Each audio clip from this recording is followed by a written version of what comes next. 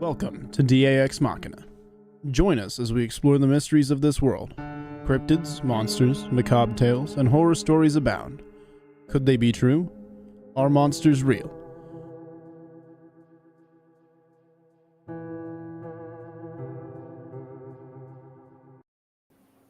Good evening, folks, and thank you all for joining us on another episode of DAExMachiNation. I'm going to raise my mic up a little bit so it's not quite so down low. I had to push down closer to my keyboard. Hope you guys are doing well tonight. I hope you guys are all staying safe and having a good day. But I'll just leave it there. I won't say any more than that. But yeah, y'all know what I'm talking about. I hope everybody's been safe and nobody had anything bad happen today. Let's just put it that way. It's going to be me and Robbie tonight, and we are winding up toward where we are going to be officially changing the show over. Still working on a couple of things on the intro and outro, but as soon as those are done, we are going to make the full-blown change over to Nightmare Hunters. So look for that coming soon, possibly in the next few episodes, depending on how things go. So keep my fingers crossed. Hopefully that goes and transitions well. What do you guys think? Let's get everybody's thoughts on this. Should we start over at episode 1 of the Nightmare Hunters, or just continue where we're at? Should we continue? Because we're pushing episode 350. So what do y'all think? We are rapidly closing in on the 350th episode. Should we keep it the same numbering and just change the name, or start over at 1? Be interested to see what you guys think. Most people are saying keep going, continue where we're at, continue That's on. kind of what I was thinking too. Yeah, continue, keep going, keep it, continue on. Yeah, I'd say predominantly keep it going. Okay, I think we reached a consensus there. Yeah, we'll definitely keep the numbering going, but when we make the transition over, I'm also going to be looking at compiling some new Nightmare Hunter merch, hats, t-shirts, that kind of thing. Going to be getting with this guy over here, and we're going to be trying to get some hats made, not just for y'all to purchase, but I'm going to make special hats for all of our Patreon supporters and for all of the alpha readers. Channel members, we'll probably work on something different for y'all, but the different tiers on the Patreon will probably get different merch. So we're going to be working on that. Hopefully that'll be coming up very soon too. Artwork is coming along. Just got to get that intro and outro finished and when we're ready to rock. So how's everybody doing tonight? We got a big crowd already. People just really piling in, and I'm loving that. And I appreciate each and every one of you guys being here tonight. Make sure you all are hitting that like, share, and subscribe because the analytics are still showing about 45% of the people that watch the videos aren't subscribed to the channel. Doesn't cost you a nickel. Doesn't cost you but a second of your time to hit that little subscribe button down there. And while you're at it, hit that little thumbs up because we sure appreciate it. We are closing in on the 10K mark for our subscribers. And once we hit 10K, that kind of boosts us in the algorithm for YouTube. So we're really hoping we can hit that 10K because that'll get our reach farther out there and help us continue to grow and expand the show, which is the ultimate goal. So we can build a bigger community and be able to do more things. And who knows? You might even see, other specials popping out of that, because as things kick off into the algorithm, as the channel continues to grow, we'll probably be adding like other in the field segments and things like that. We've got a lot of plans that giving time and money that we really want to bring to light. So hope you guys will be with us along for the ride on that, because we're the first 10,000 is awesome, but we're looking beyond that. We really want to continue to grow the channel, and 100,000 is in our distant future, and maybe even more than that. Let's share the channel far and wide, if you guys don't mind, because we sure would appreciate it. And a big thank you to all the Patreon supporters, all the channel members for supporting the channel, and all of our other friends channels like Old Line Cryptids and there's so many. The guys at Beards and Boogers. We've got Woodwalkers. We've got some really great channels that are good friends. Make sure your Beards and Boogers is same as Old Line Cryptids. That's just a different show with that. True, but it's kind of thematically different, but not quite. It certainly was Beards and Boogers the other night when you and I were on there. That's true. If you guys haven't seen their 50th episode, you should go check it out. Because it was pretty funny, and as the night progressed, Jeff got steadily drunker. I think the only difference is Funny. Jeff gets drunker quicker on Beards and Boogers. He was pretty crocked by the end of that one. Yeah. Blackie, Yeah. I think we, maybe 10, 15 minutes in is when me and you started calling it, I think. It was a good time, though. We still covered a lot of good material. It was a lot of fun. See, he said, I'm not lying. He gets drunker quicker on Beards and Boogers. That's just what it seemed to me. I mean, I was just an outside looking in assumption there, but Pete says a coworker of his is making him a Sasquatch silhouette out of a piece of plywood. That would be awesome. I'd like to have something like that in my front yard, but we're in Springfield, so somebody'd probably steal it or shoot it. or shoot it. Yeah, there you go. Very likely get shot at. But anyway, we are. We are just the two amigos tonight. Doc is still heading home with his new bride. Oh, well, not new bride, his bride, but they haven't been together. His new dog, his same bride. He got him a new dog. We won't tell you too many details till Doc is back with us, because I'm sure he's going to want to show off the pictures and probably the pup itself. But it's a cute little dog, and it is Doc sized. So just bear that in mind and use your imagination. But Doc is still traveling home, and he should be back with us maybe Wednesday night. His new battle steed. His battle steed. Yeah, we him and Miss Angie want to take a little time to kind of settle back in, because she's been down taking care of her ailing parents for the last month and a half or so. Well, her mother. Her mother. And we definitely keep Doc's family in your prayers. And Miss Lene's not here tonight. She is healing. She's on the mend, but she's still very tired, and it takes a lot out of her. She's getting her strength back a little more every day, but keep her in your prayers as well. She's the as she likes to put it, the sassy pants, but she's the heart and soul around here. We all love her. And hope she's full strength and back with us before too terribly long. But keep her in your prayers as well. And I see everybody loved my pictures I put on Facebook, because I've been getting comment after comment after comment after comment on my Facebook page about it. I don't know that I saw it. Yes, you did. As the same picture that I sent to you and Doc. Oh, okay. You saw it. You might not saw it on Facebook, but you saw the picture, because you were like, nope. Yeah, Robbie with the snake. No, thank you. So that is definitely a nope rope. So for everybody that's been talking about it and asking about it and all this stuff, we got summer reading camp going on at my school. So I'm working in school. Last year when they did this, yes, Rodney, I know, but you knew that beforehand. So shut up. Last year every Friday they took a field trip. This year, to kind of save money, the field trips are coming to the school. So Friday they had Roper Mountain Science Center came in the first part of the morning, and in the afternoon they had Scaly Adventures, and they brought some scaly friends. So they had that 14-foot reticulated python out, and 200-pound snake. Yeah, it's about 200 pounds. Pretty spot on to it. So she looked at me. She's like, "You want to hold it and have some pictures?" I'm like, "Yeah, sure." So he came up, put it on my shoulders, and he's like, and he started to tell me. He's like, "Wait a minute." He said, "You know what you're doing." He said, "I ain't gonna give you no instructions." But what was funny is the guys who work with that program, they call them the Misters. They're from Clemson University, and they're all in the teaching program. They're aspiring to be teachers. But there's a few of them boys that were deathly afraid of snakes.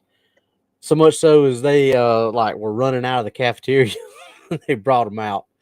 So, and they were like, how are you so calm? I'm like, well, the snake's it's not gonna attack you. I said, as long as you do what you're supposed to do, the snake's not gonna hurt you. But it's a good thing to let kids go to see stuff like that, so they don't. See what the inside of those snakes' mouths look like. I don't want that latched onto my arm. Now, I mean, it's not 100% guarantee that's not going to happen, but if you do what you're supposed to do, it's about 97% accurate that they're not going to do anything to you. Well, I don't care if that is part of a show and tell. That snake latches onto my arm. He's going to get introduced to this. I mean, I sat there with that snake on my shoulders for probably like 15, 20 minutes, and it just sat there. I held my hand out flat, and she just pretty much laid her hungry. Just laid her head right there as I held her. I mean, I've had snakes before though, so, and you know me. You've been out in the woods with me. You know how crazy I am. So this shouldn't surprise you. Yeah, he ain't right. I'll give him that. He ain't right. He'd probably pick up a freaking cottonmouth or a Massaguas. No, I won't mess with nothing hot.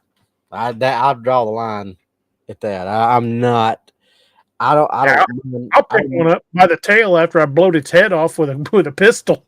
I don't mind messing with pythons and boas and the constrictors and king snakes and black snakes, things like that. But I don't mess with rattlesnakes or copperheads or cottonmouths. I don't mess with them. Like I've said many times, I'm a firm believer there's only two kinds of snakes in this world. Kind of snake that'll kill you, and a kind of snake that'll make you kill yourself trying to get away from it. So Charlie Evans wants to know if there are any book updates. You want to go first? I am at 35 or 36K on book 3, I think. I'm getting ready to start chapter 17, I believe. So if I can, I was just telling DA before this, I'm having problems with Microsoft Word on my other computer that I do most of my writing on, so I've got to try to get that figured out. So hopefully if I can get that taken care of on Monday, I'm hoping maybe by the end of next week or the first of the following week, having it done. I'm pushing and shooting for the end of next week to have it done where I can have it to DA so he can format it and I can go ahead and get ready to. They'll get paid next week, so I want to go ahead and pay for the cover art, get that on the way, because once DA gets the formatting done, that'll give me my page count. I can give that to her, and everything will be just me putting everything together with that. So hopefully another week or two and book 3 will be out. DA? Lake Dead of Winter is done. All I'm waiting on is his final cover. Kind of having a little hiccup with the cover. Not really going to go into a lot of details, but I'm still working on getting the cover where I want it, and that's going to take me a minute. Hopefully, we'll have it done maybe by the end of the week, this coming week. Hopefully, I get ready to release as soon as the cover's done. Back cover blurb's done, all the editing's done, layout's done, formatting's done. Only thing I'm waiting on is the cover. Beyond that, as soon as I get the cover, it will release. But the new project, Devil of the Absarokas, is about 10,000 words in. I didn't get any writing done last night. I was feeling like crap. I slept for 18 hours yesterday. I was just feeling exhausted, had no energy. I got up at 8 and then went to bed and went to sleep. I slept from 8 p.m. yesterday till 2 this afternoon. And I still don't feel great. I still feel like I got no energy. I'm seeing my doctor on Monday. I'm going to see if he can address that because these last couple months, I mean, I've had absolutely no energy, and I can't explain it. I don't know why. I'm still trying to do everything I normally do, but I can wake up from a sound sleep and still feel like I could go back to bed and sleep another 8 hours. I don't know what it is. Hopefully my doctor will know, and we'll tackle it. one step at a time. It's either that or I'm going to start mainlining coffee like it's great and going out of style. But anyway, that's just I don't know. I didn't mean to go on about that. I'll have the new Dead of Winter out as soon as I can, and I'm working on the other book. I've had some health issues this last couple months that have been really slowing me down. So I'm good luck. Keep your fingers crossed. Say your prayers for me, because on Monday I see my doctor, and hopefully he'll be able to address that situation, because I think I know what it is, but I don't know for sure, and I'm not a medical doctor, so I'm going to tell him what I think it is and see what he says. Harold, no, I don't use the CPAP.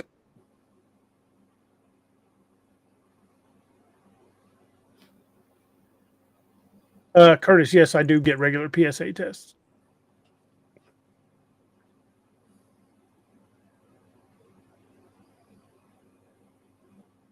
Sorry, I was trying to catch up on some of the No, I was too.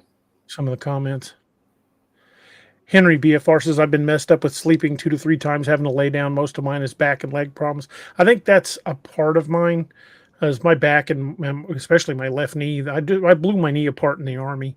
Especially my back and my left knee give me a lot of trouble when I'm trying to sleep. It's easy for me to fall asleep. Staying there is not the easiest. I'll move just a little bit and my back will feel like somebody's driving a nail into it, and then I'll be awake for a bit, and then it'll finally stop hurting. I'll go back to sleep. And Rex Goodrum says, sounds like I need a good worming. I'll update my flea and tick medication.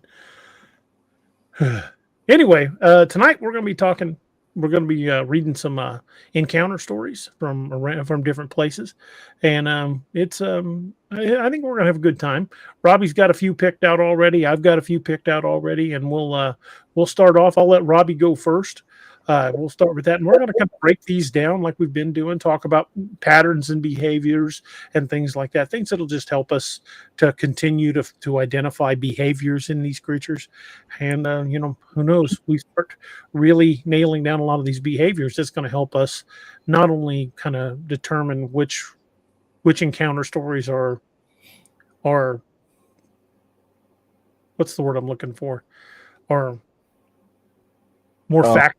Yeah, more factual versus more fantastical. Right. And not only that, when we learn and study these behaviors, we can start predicting where they'll be. And that's our ultimate goal. We're looking to not only to understand more about these things, but to be able to predict their behaviors, and insofar as enough where we can get ahead of them and like set up in an area that we know they're going to be in. And I think we're getting close to that. Between what me and Robbie and Noah and Doc have done, and what Wyatt and Richard have done on Table Rock Lake, I think we're starting to predict where things are going to be and when on Table Rock Lake. And not for nothing, I'm just going to say again, I think that what some of the stuff we're saying is really starting to get out there, because if you look at some of these other channels that are starting to put stuff out, the stuff like the Teddy Roosevelt thing and things like that, their shows are coming out like a year after we've already done our first show. So I think the word of what we're saying is just like, I told you the other couple months ago that I think she's called the Map Lady on TikTok. She's got over 1 million followers, and it was like literally like 6 months to a year after we did our show with the map overlays that she put a little video out with the exact same thing that we said like 6 months to a year before that. I'm not saying she got everything from us. I'm not saying that Lore Lodge got everything from us, but there was a lot of similarities to the things that they were saying, and that stuff we'd already said. So thank y'all for getting the word out there and sharing the shows, and because I think a lot of that stuff is coming from from stuff that we've said. Dorothy, Steve, and Doc are good. Doc went to Mississippi to pick up Angie, and they've got a new dog. They're heading back home to Colorado. Hopefully, we'll have Doc with us on Wednesday, but they may have a little want a little time to themselves because they've been apart for a couple months. Steve's at work. Steve has to go in on crazy schedule. That's the thing about working in the medical field. If they're shorthanded, it's kind of becomes an all hands on deck situation, and they may have laid on extra people today, expecting. Yep. Well, you guys know what was going on today, and those same things happened here in Springfield. And I would guess they probably laid on extra medical personnel just in case they had traumas coming into the hospital. So that would be my guess. I haven't talked to Steve. I haven't heard from him today, but I know he's busy. Which is honestly probably why we haven't heard from him today. Mm-hmm. Yeah, he's probably been on the clock since this afternoon. So, all right, you ready? Steve Hayden's here, but yeah, Steve's here, but Steve Monrodis is at work, unfortunately. Yep.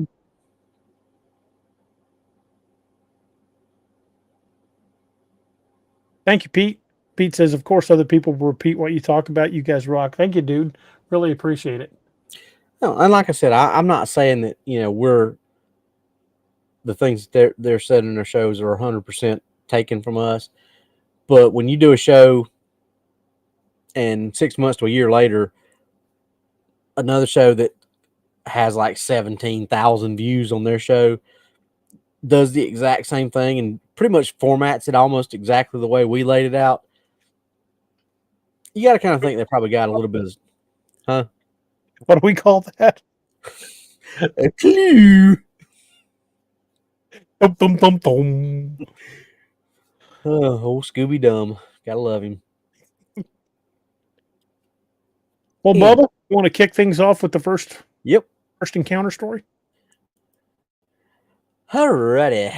And I went through and proofread it, but I didn't edit it, so bear with me, guys. This is a Bigfoot sighting, trout fisherman encounter, unnerving sounds, and rock throwing in Jocassee Gorge. All right, now let me preface this story. Jocassee Gorge is in Oconee County, which is, Rodney will know this, and if anybody else that's in the chat from this area knows that Oconee is the next county over from where I live in Pickens County, where Rodney lives. But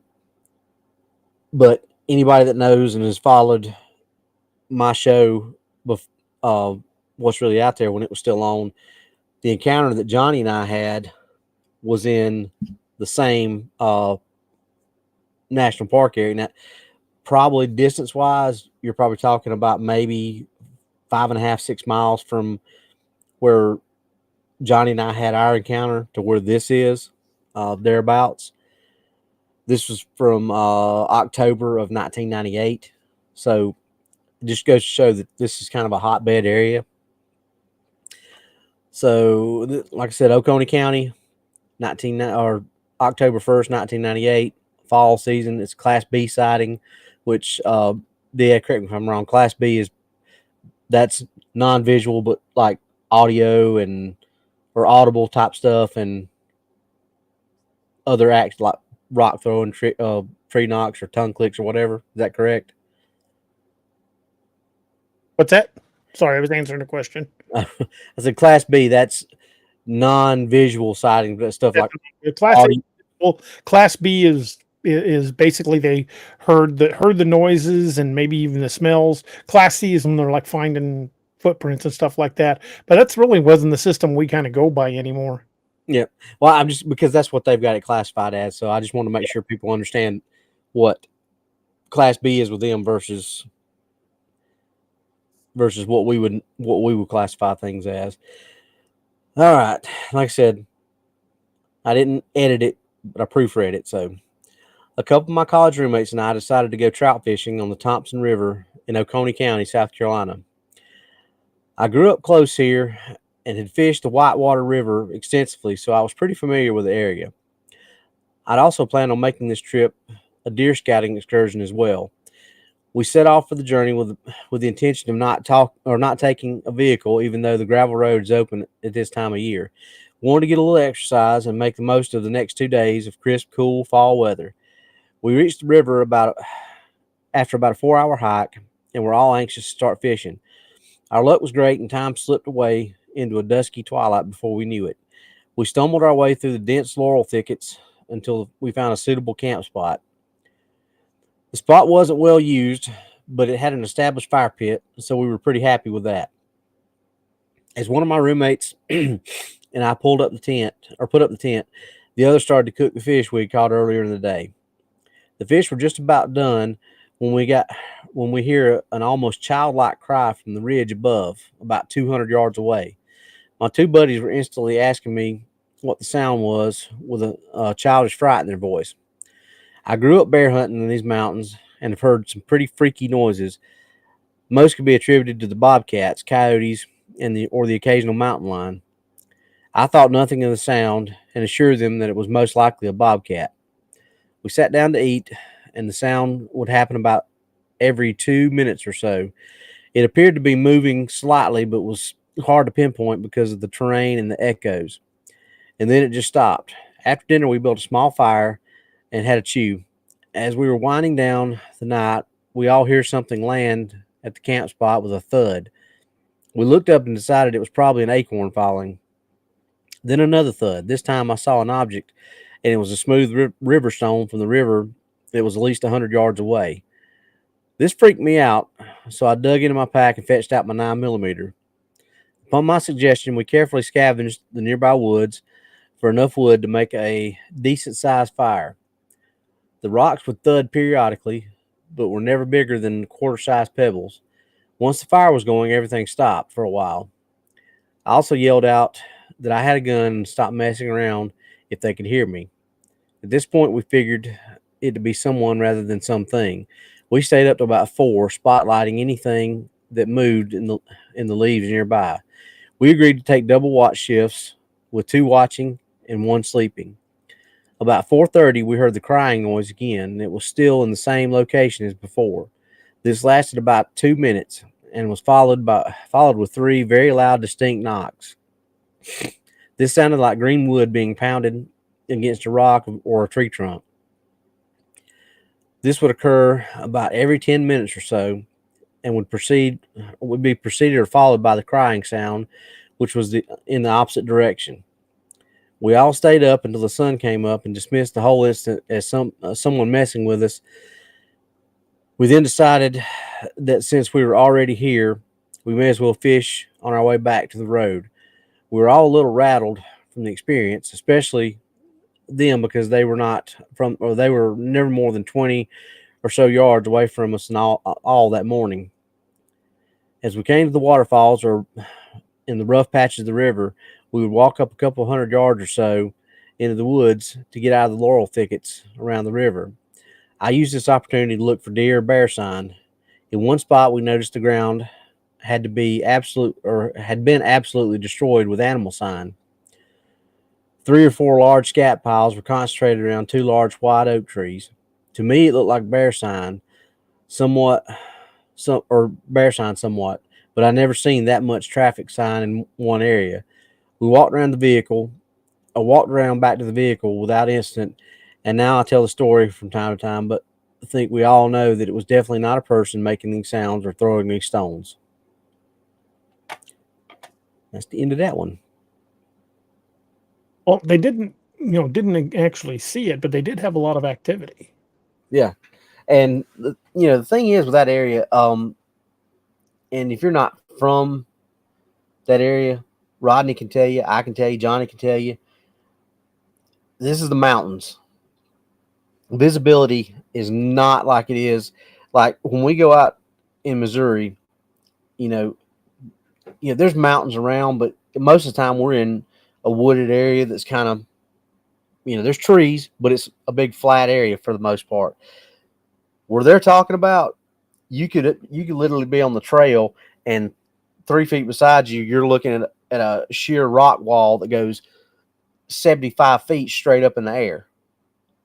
And whatever's on top of this is throwing rocks down at you, you're not going to be able to see it because it's so high up in the air and it's just down there chunk. Because I've had this happen to me. I've told you this story when I've been in that very, very location. And so and those laurel thickets that they're talking about, you remember when I told you or told you about the terrain that I was in when I went and did my tracking training in the Pisgah National Forest? Same type of, you get those laurel thickets. Those things are so thick and so dense. You can't see more than, 3, 4, sometimes 5 feet ahead of you because it's like trying to look through this.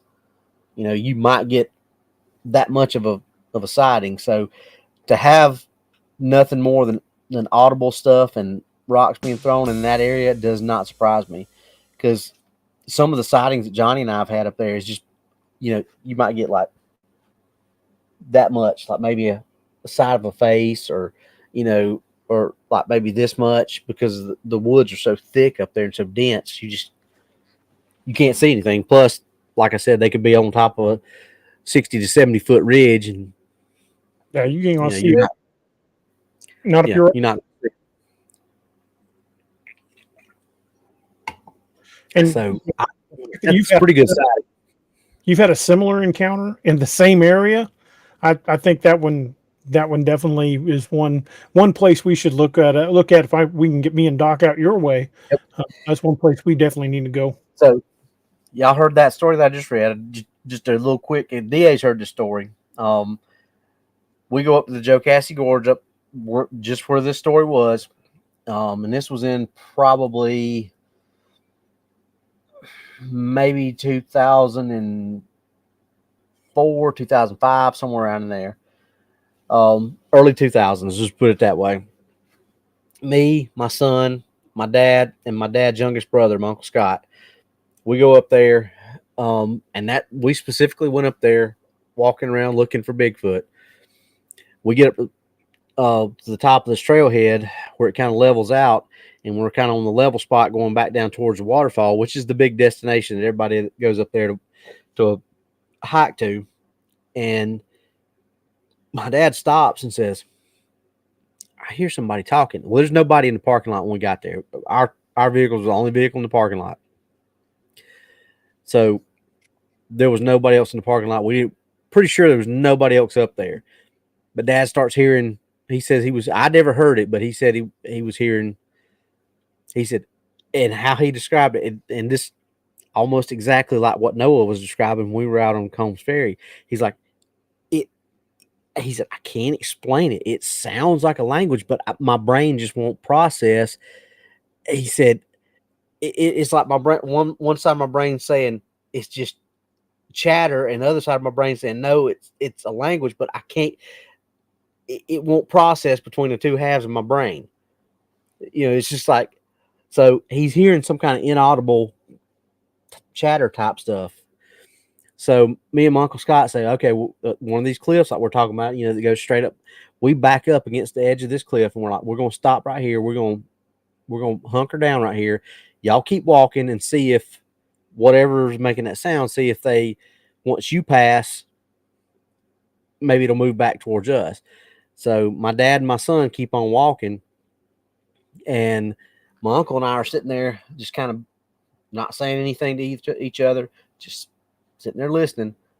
And all of a sudden, acorns start getting thrown off the top of this cliff and dropping, like not coming from the trees because they're arcing and dropping like almost right directly in front of us. And there's no trees that have acorns on us anywhere like close to us. I mean, these things are coming from way up because you're hearing them hitting the ground like. So that goes on for about 10 minutes or so. And my dad and my son finally come back, and we're like, well, did you hear anything? They're like, no, as soon as we left off, we never heard anything talking. And my uncle said, well, that's because they stayed here and threw stuff at us. So same exact thing happened to us right in that exact same area. I assume that these guys were closer down to the falls. They were fishing in the river, so they probably went on down. But like I said, this is the same. It's in the same park, the same national park. It's where me and Johnny had our encounters. It was like a good place to hide a recorder. Mm-hmm. I'd like to get some game cams that don't operate off IR.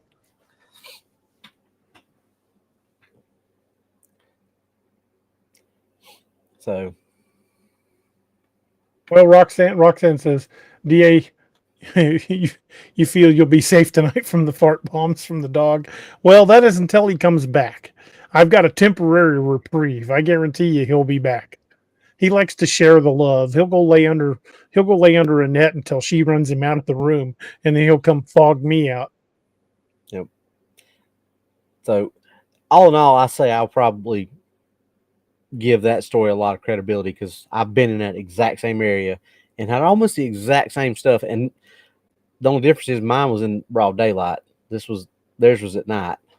So I want to go up there and camp because they've got primitive campsites up there. That sounds fun.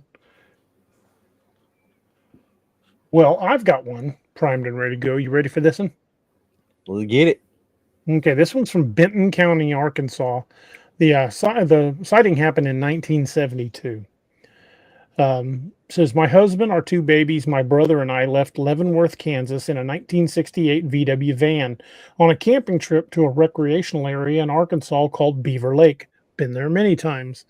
Beaver Lake is close to where I was telling you all about the what they call War Eagle State Park is right there on Beaver Lake, and that's where some people on horseback got ran out by a gugway. The way they described it was a gugway. But right on Beaver Lake, when we finally got there, we found a fairly remote campsite at the far end of the park. We wanted to be alone as the babies woke often during the night and needed to feed. We didn't want to disturb any other campers. Shortly after pulling into our campsite, my brother pitched his tent next to the van. The rest of us were going to sleep in the van. The campsite was in an area with a horseshoe-shaped rocky terraced ledge that rose from around 50 feet to around 100 feet as it curved around behind the four campsites. Because of mature trees and thick brush, daylight had trouble poking into our spot. Fast forward to that night. Sometime around 3:30 a.m., I heard some animal sounds on the ridge, and I thought they were being made by coyotes. The babies were asleep, and all was quiet otherwise. I peered out the window, but I couldn't see what was making the sounds because it was so dark. Still hearing odd yips and howls, I laid back down on the back seat. Moments later, there was a huge crashing bang on the van wall right next to my head. My husband leapt up out of a full sleep. My brother bolted out of his tent and jumped into the van with us. We were all in a panic, looking in every direction, trying to see what had hit the van like that. My brother finally yelled that he saw something moving behind the van. We all turned just in time to see a large shadow moving about 20 feet behind the van from left to right. After about 20 minutes had passed without any of us seeing movement out there, my husband and brother went out to inspect the van for damage, but found nothing. When we started hearing pounding, we started hearing pounding steps coming from the brush about 50 feet behind us. The guys eased back into the front seat of the van. That's when my husband turned on the headlights and stepped on the brake for the rear light. Instantly, there was a huge commotion. He started the engine, and that's when, in the glow from the headlights, we could see this hairy thing 10 feet away and coming toward the van. As it got closer, its silver-tipped hairs glistened in the light. It had a grayish streak from its shoulders down its back to its butt. The creature was walking on two legs. It was around 7 or 8 feet tall, had a barrel chest, and skinny legs. It never gave us a good view of its eyes, so I can't tell you what they looked like. I could see that the face was not ape-like, it was dog-like. Its ears had tufts of fur on top of them, and it was very human-like in its movements and general body structure. It moved smooth and quickly around to the back of the van where it followed the base of the ridge away from us. That's when it let out a menacing huff and a low rumbling growl like a dog. Insanely, my husband and brother bolted from the van trying to get a better look. That's when a shower of gravel came at us. My husband and brother tore back into the van and burned up the road, getting us out of there. I kept looking out the back window, and they looked in the rearview mirrors, but none of us ever saw it again. It just didn't seem like a Sasquatch. It didn't seem like it was a Sasquatch that we had seen. It seemed too dog-like in its face and was too slim in its body. I still have PTSD-like feelings to this day due to that encounter. Sounds like they encountered a Dogman to me. Yeah, that's what it sounds like. But back in '72, no one had ever heard of a Dogman. It was a werewolf back then. Yeah, just a werewolf. Which we've talked about that so many times, and a lot of people think that it's and maybe it is, maybe it isn't. Who knows? But I kind of tend to think that it's probably a lot like the same thing. It's just the term werewolf came from Germany. Mm-hmm. There's wolf man, or man wolf. So Thank you, Barry. I think it's just kind of over the years, it's just kind of morphed into the things that we have now. Yeah, so I think a lot of it's, but we get to talking about sometimes the things that are not normal cryptids and are not normal animals. There are things out there, shapeshifters, things like that, and I've said it many times. I think you kind of sort of agree with me on some of that facet that if that's something that you're afraid of, a lot of these things are going to take the form of what scares you the most. So when you get these cases or these things where they talk about just hellish, hellhound, demonic, and all this kind of stuff, I just tend to think that sometimes they're not seeing the animals like you saw in the LBL. I think they're seeing something else. Maybe I'm wrong, but that's just. Yeah, it's entirely possible. We just don't know. There's not enough concrete data on these Dogman creatures to know what they are. Well, you didn't see red demonic eyes. You just saw an animal. Do what? It was broad daylight too. True, but I mean, you don't get a lot of eye shine during the day. I'm pretty sure that my LBL encounter was a Dogman too, and it wasn't red eyes. It was green eyes. What I saw in Demumbers Bay was green eyes, and I believe that was Dogman, multiple Dogmen. Yeah. Now, like you said, yours was broad daylight. Maybe it doesn't hunt or doesn't, it thinks during the day, okay, I'm vulnerable. I'm one person. I'm one. The rest of the pack. Maybe that was the lookout for letting the pack sleep. And it saw you, and it, that was not its job, was to go hunting during the day. Maybe that's why it was so docile and so non-confrontational during the day. Because what you had and what I had at night in Demumbers Bay was way different than what you had during the day. But when I was in Demumbers Bay that night by myself, I think if I'd have been any farther away from the van, we wouldn't be having this conversation. No. But I will never, ever go anywhere in LBL again without a firearm. I wasn't carrying one then because I'd had people tell me, hey, that's a wildlife management area. You can't carry a firearm. They'll confiscate it, this and that and the other. I know that's not true now. You can carry a handgun. You just can't carry hunting gear. But hey, even if I've got to borrow Jenkins' freaking 500 Magnum hand cannon, I'm taking something impressively with enough stopping power next time that I feel like I can at least put up a fight. Yeah, but so maybe what we encountered separately, but what we encountered was your standard run of the mill, average, everyday Dogman, just the animal, but. Some of the, and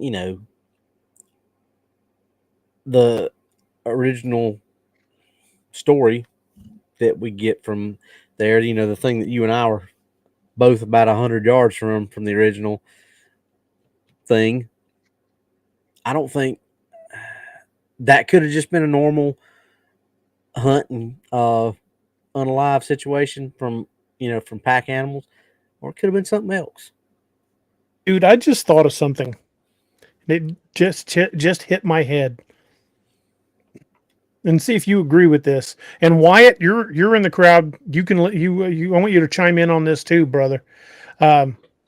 But Wyatt hasn't been to Demumbers Bay that I know of. I don't think Wyatt's been to LBL. So, but Wyatt, still feel free to chime in on this because I think you've seen our pictures.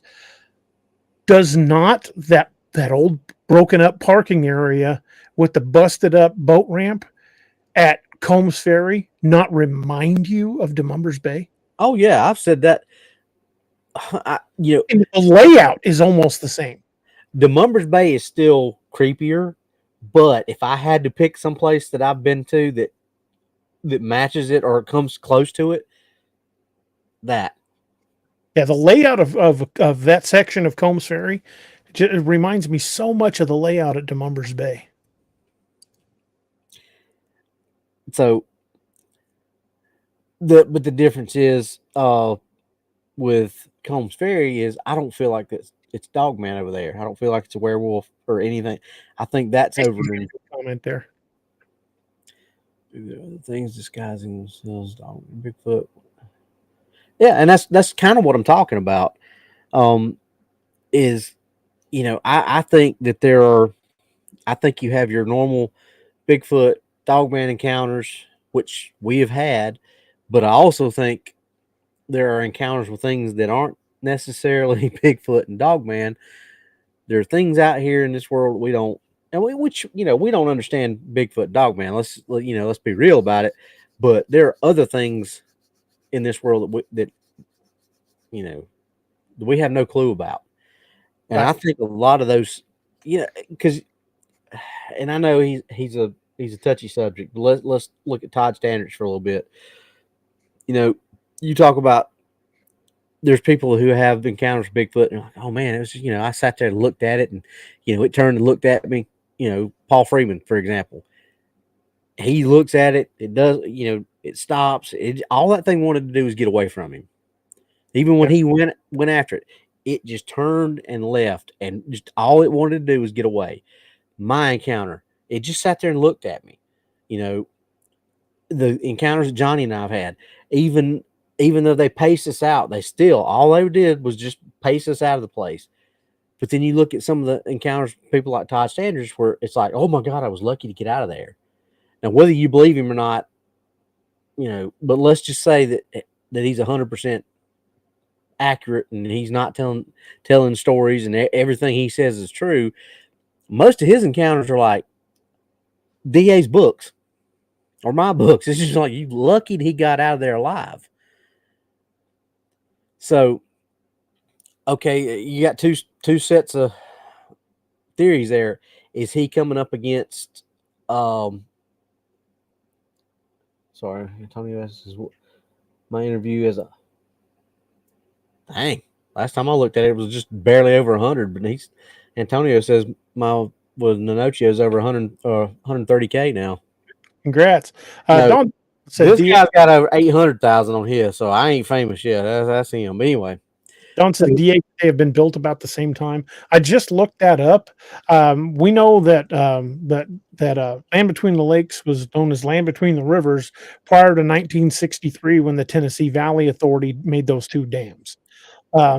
But the Army Corps of Engineers dammed off Table Rock Lake in 1958. So those were those two places, both man-made lakes, built within about 5 years of each other. And George just kind of said that's where I was headed with that. Maybe he walked into a pack of really super aggressive, like a Gugway or a Genosqua or something like that. Maybe, or maybe he's got into something else that is not necessarily that. That it just kind of takes that form. We know that stuff like that exists. We know stuff like that happens. We know CERN is open portals, and we don't have no clue what has come through those portals. So all I'm saying is that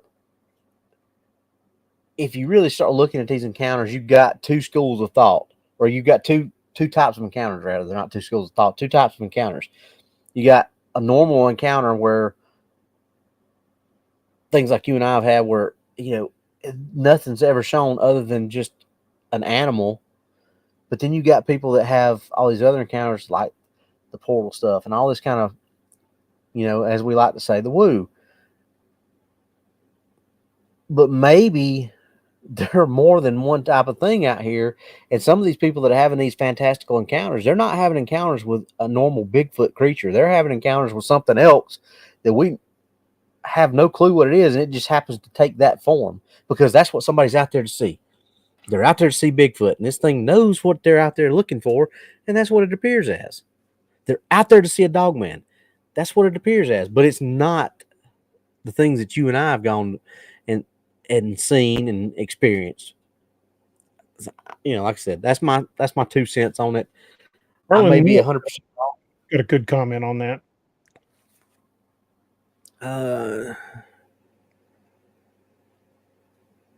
Yeah, well, I mean, we've talked about that before. The Cherokee in that area. Whole towns underneath Table Rock Lake and Lake of the Ozarks, and LBL for that matter.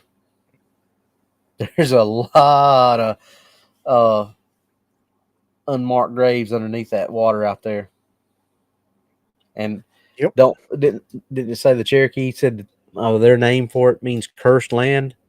Yeah, something like that. Yeah, the place was considered cursed, and they didn't hunt there before it was even land between the lakes. Back when it was, some of the earliest stories coming out of that area are from French trappers that hunted the area in the late 1600s, and they heard, of course, the French referred to it as the loup-garou because that's French word for werewolf.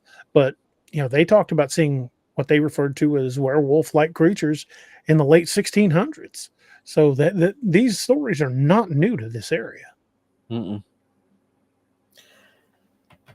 So, I mean, like I said, I may be way off the mark on this, but I think there's more going on than just your standard run-of-the-mill Bigfoot or Dogman. I think you and I have had encounters with Bigfoot and Dogman. I don't think we've had encounters or anything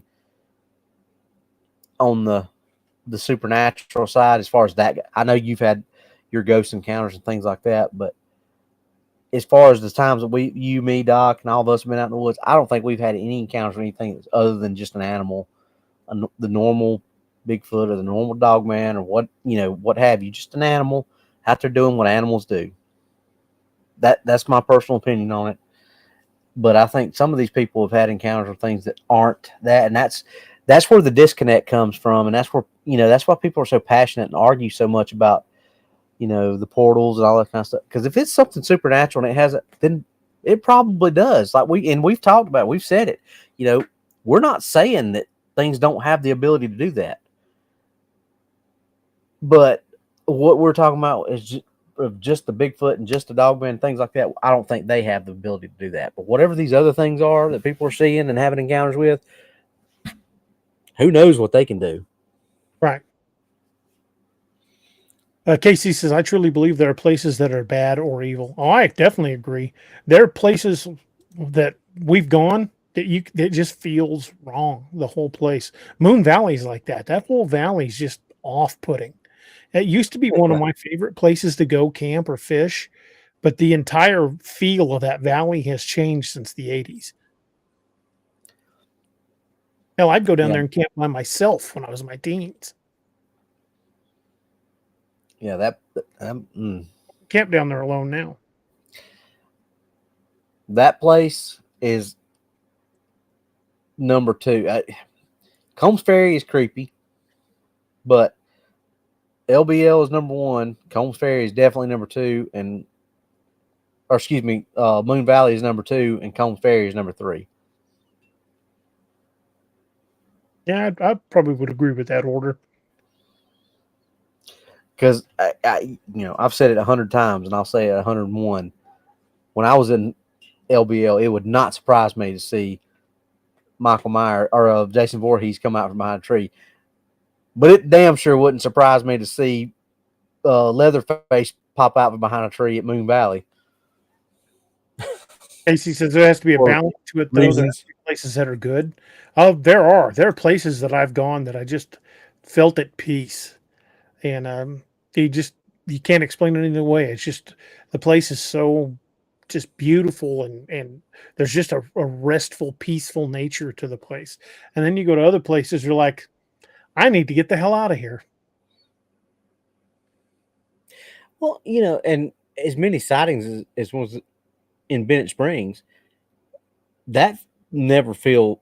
Even when we were down there, even when we were down there at night, it just, I mean, it didn't. There were certain areas that you were like, man, I wouldn't want to be here, by myself in the dark. But it wasn't because of the place. It was just like, this is just like a sketchy type area that, there's just nowhere you can't watch all your means of ingress or whatever. But it wasn't because the place itself felt that bad. It's just that was that general area, and just no way to protect yourself as far as incoming traffic, let's say. But the question just down the road is Moon Valley. True. Cole L says, you know how the natives say using a name gives power to the things? Do you think with the increase in knowledge of these creatures and knowing their name, do you think that's why there's an increase? That's a very, very, very good point. All I can say is, maybe. I mean, I don't know how to tackle that from a scientific standpoint. The only thing that really kind of is more a metaphysical standpoint, that giving speaking its name gives power to the creature, and I do believe some of the encounters that people have had out in the woods were probably more paranormal. Just because you're out in the middle of nowhere doesn't mean there can't be ghosts. I mean, if you look hard enough, they're going to find just about anywhere where somebody's probably died, and in some cases many someone's. Moon Valley is a great example of that. That was a Union supply line in the Civil War.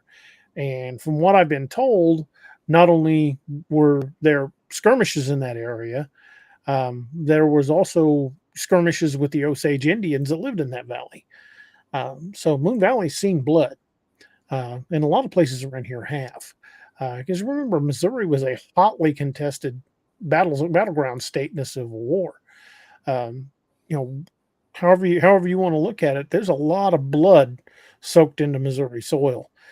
One of the earliest and bloodiest battles of the Civil War was fought right outside of Springfield, out at Wilson's Creek. It was actually the first time a Union general was killed in combat. General Nathaniel Lyon was killed at the Battle of Wilson's Creek.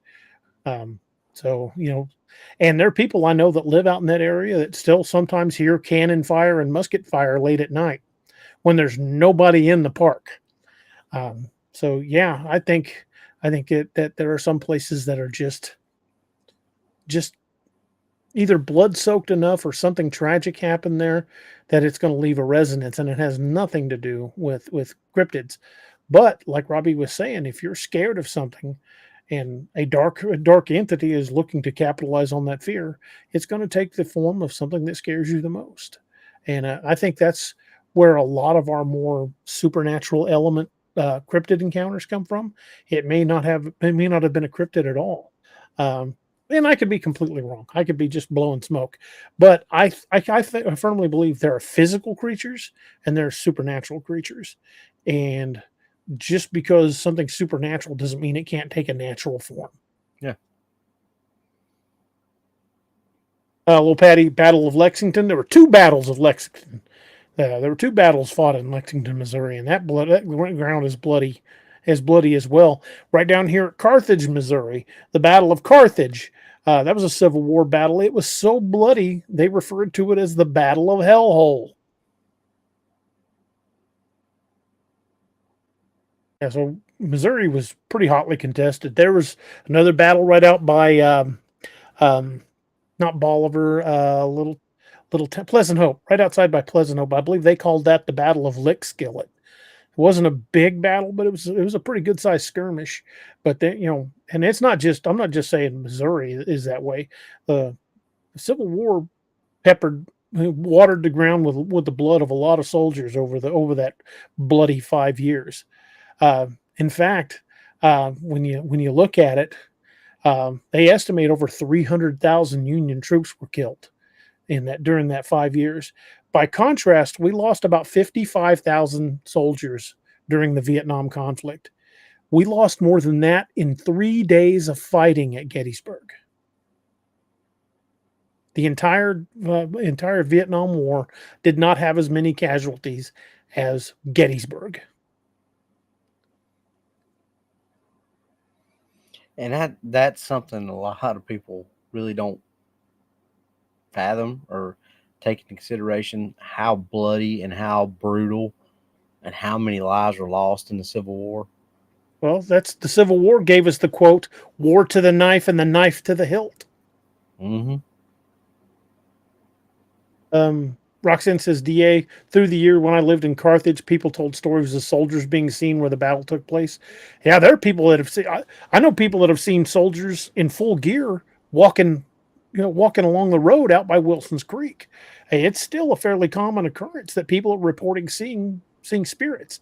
You can talk about, that lives cut short, and the reason for there to be ghosts getting cut down in battle is probably one of the most common reasons to form a ghost, because they went from young and vibrant to dead in the matter of a few heartbeats.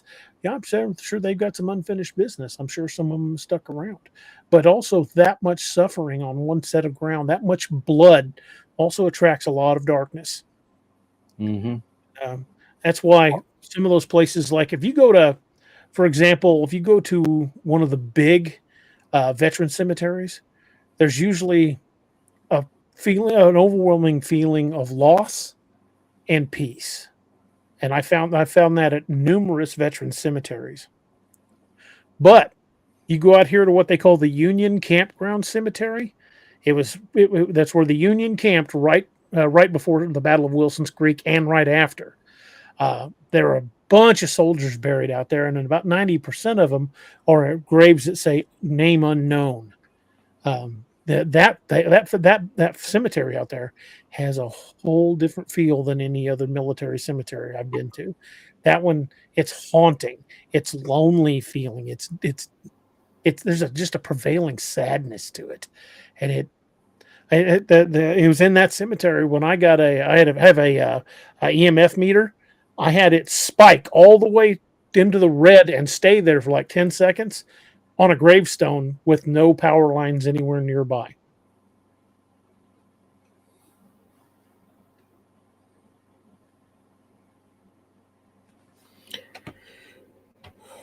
Roxanne says, DA, I'm thinking about going down to Carthage Civil War Museum and see if I can talk some about the ghost stories. That would be awesome. I need to get down there too. It's been a long time since I've been to that battlefield.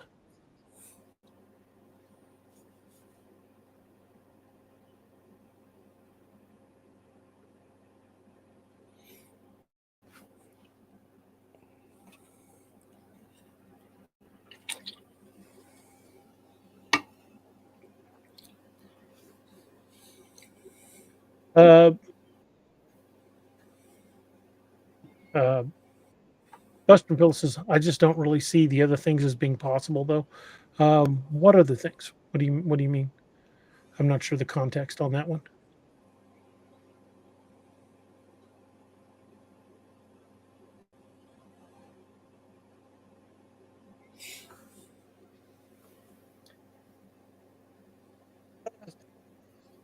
Antonio Vasquez says, DA, do you think more cops are coming out of with Dogman encounters? Like Steve was saying in his reply to that, I think a lot more cops are talking about it, but they're still wanting to stay anonymous. I've talked to a number of cops who've had encounters. Robbie's in a unique situation. His chief is fine with Robbie's hobbies, we'll say, but a lot of departments are not. Yeah. To get sent out for a psych eval and crap like that. So a lot of cops will not go on the record. But I have talked to a lot of cops who've had weird things happen, and not all of them, cryptid related. I've had cops talk to me that have had paranormal encounters. I've had other cops talk to me, just something happened. I don't know what it was. I can't explain it. And I've had some weird crap happen to me in my career too. But it's just most people in a position like that would be that in the work as a lawyer or a doctor or a judge or law enforcement. Um, they have a lot to lose by coming forward, and they probably won't till they're retired, if even then.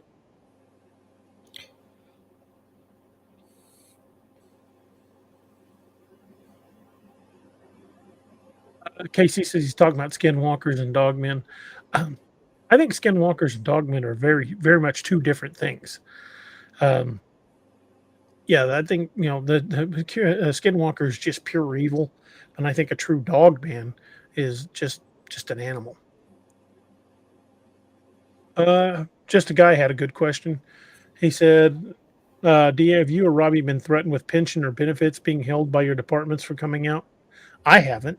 Nobody really seems to give a damn what I have to say, and you know, I don't care. I mean, they're not going to really hurt me too much because most of my income's from the book anyway. And South Carolina is different. We don't have pensions like you hear that in New York and places like that all the time. Where like I'll take your pension. In South Carolina, they can't take your retirement. No, they could fire me and I could not ever be a police officer anymore, but they couldn't take my retirement that I've already built up. That's mine, and I don't have to worry about that. But like DA was saying earlier, my chief is great, and Rodney, who's in the chat, he was my chief, a couple years ago, or probably more than a couple years ago, however many years ago it was. He was always cool with it. But I have worked for chiefs like a couple of years ago, or 4 or 5 years ago when I worked for a different agency. He loved to make fun of me about it. Would sit there and tell me, "Yeah, I believe in aliens, but I don't believe in Bigfoot." And I'm like, "How can you believe in aliens and then not believe in Bigfoot on top?" But but as far as being threatened to lose it, no.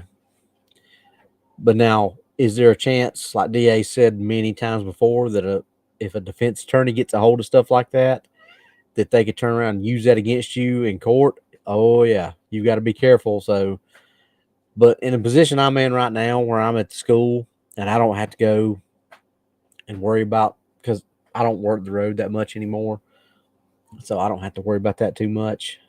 So, it is what it is. Hope that answered the question. Asking about sightings near Coeur d'Alene, Idaho. What was it?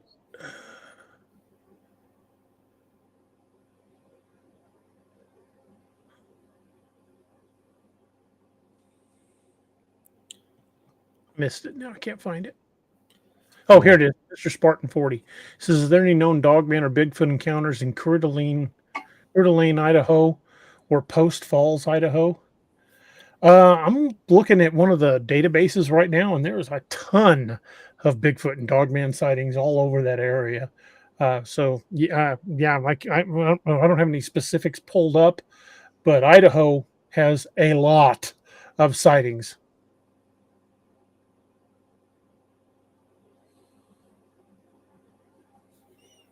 Exactly sure where Coeur d'Alene is on this this map.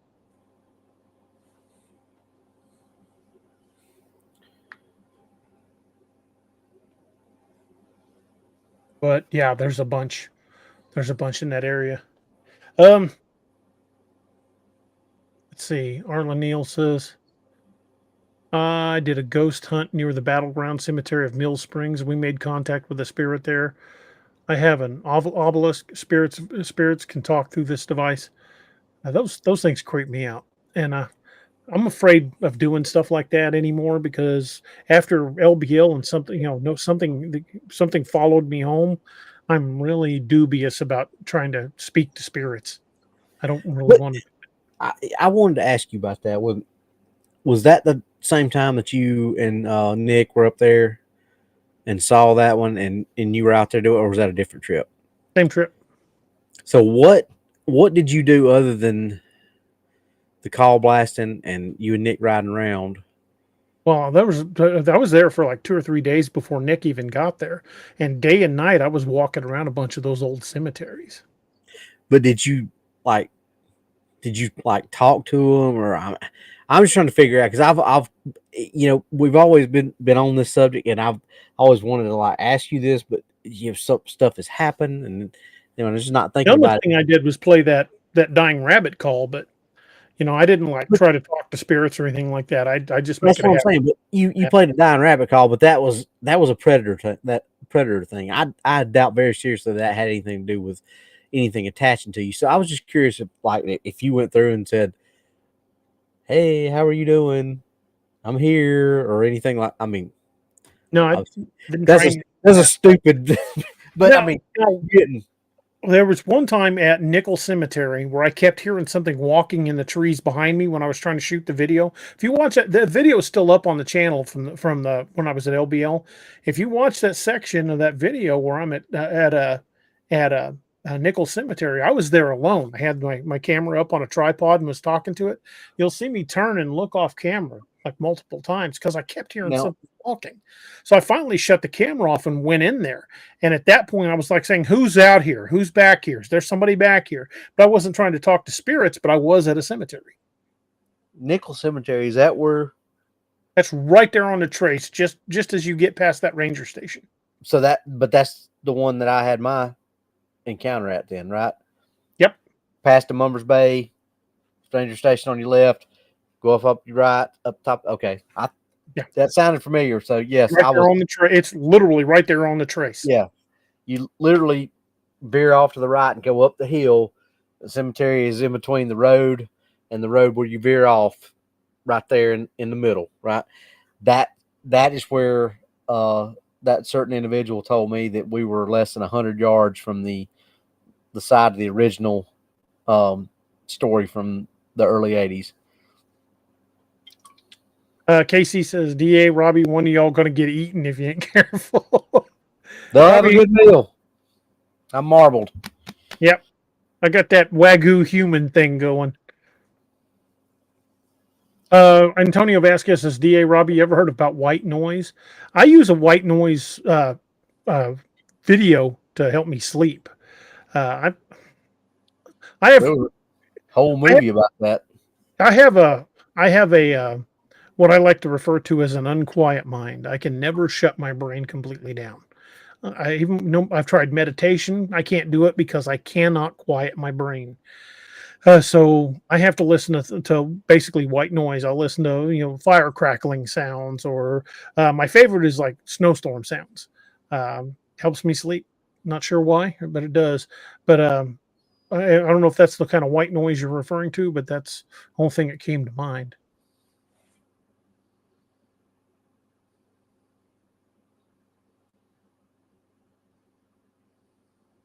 I was just trying to see if there's anything. Well, I believe it's your turn. Didn't I do the last one, or did you? I don't remember. How many have we done? Have we done 2 or 3? Because if it's 3, it's my turn. But I don't know. I'll tell you in a second. I think it is my turn. Okay. All right. This one is from Seneca, South Carolina, which is also in Oconee County. And this is from December 5th of 2005 in the summer.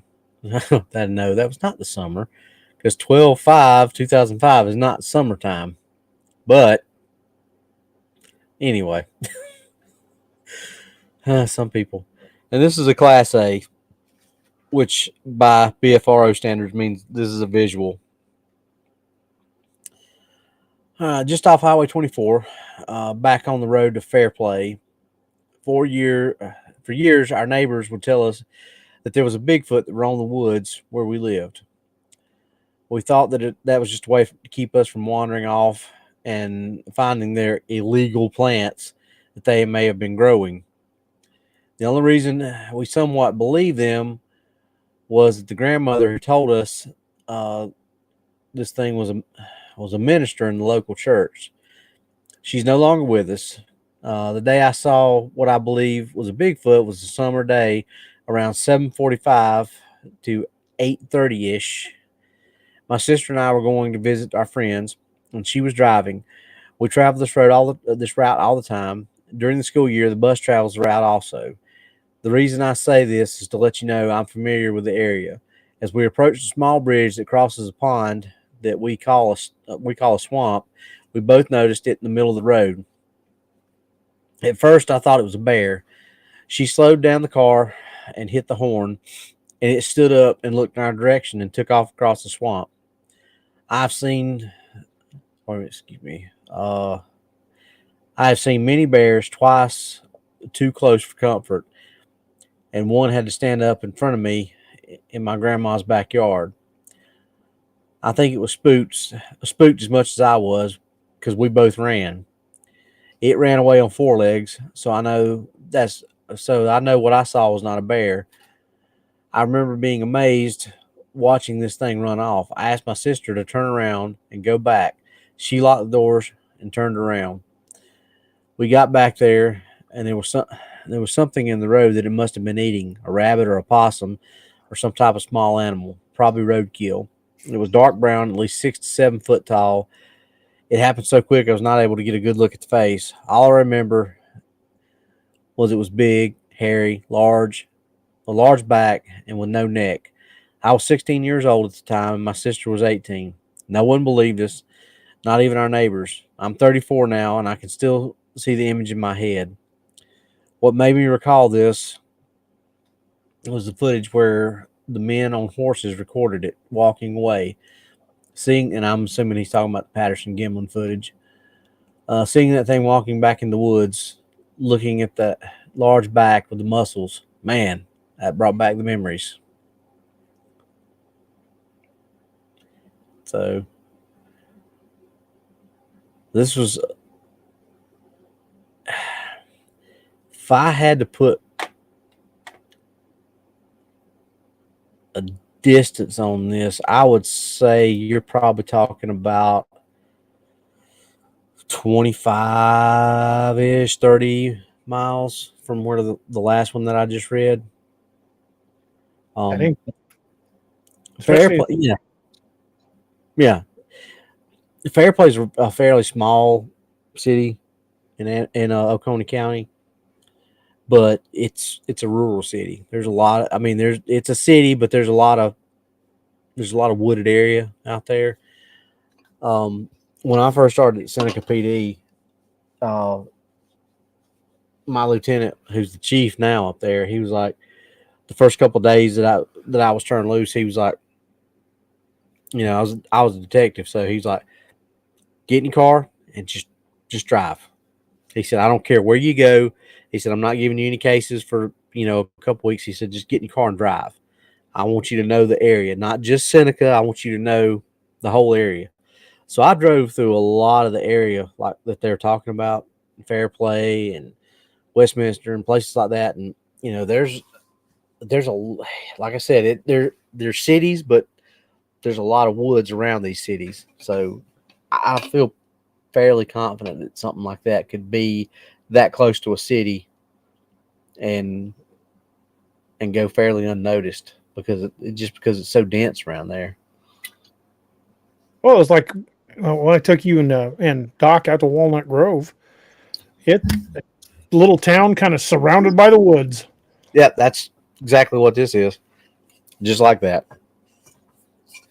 So,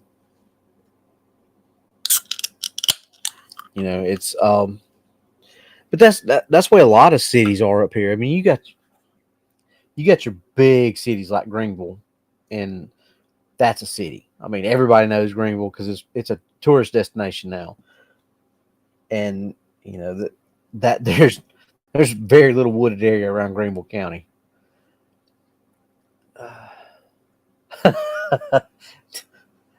Real distance. That's not DA distance. Doc would love that. That was good, Steve. I like that. But there's, you got your big cities like Greenville and Charleston and those areas like that are true cities, true metropolis area, or not area, metropolis type cities that are,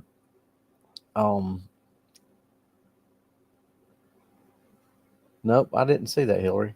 I need to go back and watch that. But for the most part, a lot of these counties in Pickens or in South Carolina are like that. They're not really big cities. You've got a lot of small rural cities. I hate trying to say that word. That that you have a city, but like DA was talking about in this other way, there's nothing but a lot of woods that surround it. So it doesn't surprise me that you get some of these sightings like that. And I haven't seen it to go back and check it out. We talked about it on the show like 4 or 5 months ago. The sighting in that down in the lower part of the state around the Myrtle Beach area, the doctor and his 2 siblings. Remember they were driving down that dirt road in one of those state forest plantation type areas, and the thing walked across the road in front of them. You remember which one I'm talking about? I think so. Yeah, I mean, but that's what I'm talking about. You get these concentrated areas that things like this happen in, and there's a lot of state forest and national forest in South Carolina too, and in North Carolina that crosses over, like the Pisgah National Forest where I did all my tracking training. I mean, that's a huge area. There's just, and from the Jocassee Gorge where I read, that I can't remember which national forest. I think that ties into Pisgah National Forest. It goes into North Carolina, if I remember right. But there again, national forest. Hello, welcome back. Yeah. Seems like things keep circling back to national forests and protected land. Yeah. So,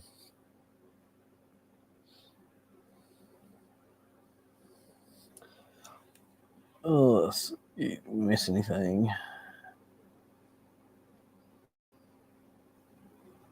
Eric says, he says situational awareness is only for cops, military, and predators.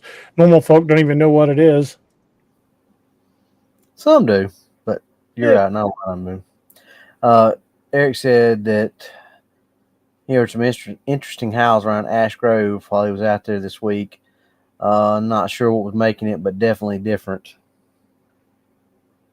That's where he was talking about. That's where we went. That's where we met Joe, and then we drove over to Walnut. They're only we drive by Daniel Boone's son's homestead on the way from Ash Grove to Walnut Grove.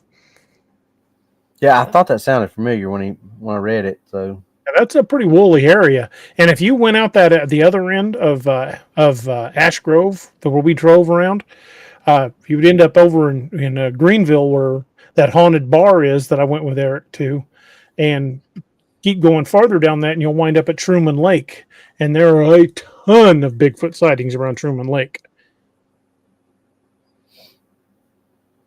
Truman Lake and that bar, the Rusty Beaver or something like that. I can't remember the name of the other, Stockton Lake. Truman Lake and Stockton Lake are both up that direction, and both of them have a ton of sightings around. Lake Pomme de Terre is up there. There's a bunch of man-made lakes here in Missouri. Truman Lake, Stockton Lake, Pomme de Terre Lake, Lake of the Ozarks, Table Rock Lake, Lake Taneycomo, Lake Bull Shoals. Every one of those are man-made lakes, and they're all pretty massive. Didn't we drive around Taneycomo with me, you, and Doc? Yep, we did. Thing about how big some of those man-made lakes are is they don't realize. Table Rock Lake has over 750 miles of shoreline, and Lake of the Ozarks has even more. Lake of the Ozarks has actually more miles of coastline than the state of California. It doesn't surprise me because I've actually Beaver Bar and Grill. That's what it was. What was it? Shaved Beaver. I said the Rusty Beaver. The Rusty Beaver's in Eureka Springs. See, I knew I'd heard that, but anyway. But yeah, it doesn't surprise me because when was it Taneycomo that we drove around where we came up with the DA time? Where you said, it's only like 10 minutes around, and like 45 minutes later, Doc's like, damn it, how much further is it before we get around this damn lake? Yeah, no, that was the other end of Table Rock. That was funny. Because when we took a completely different route from Table Rock Dam over to Combs Ferry than I'd ever taken. I didn't. I thought it connected because you can see Combs Ferry from the dam. Yeah, but we were on that side. You pointed. See, it's over there. Yeah, it is a trek by car, but I mean, you could damn near throw a rock and hit it from the dam. You could certainly hit it with a rifle. Yeah, it's a long drive by car.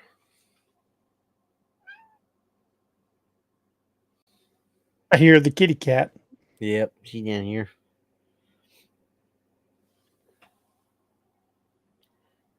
She was up in my lap a minute ago, but she's never satisfied.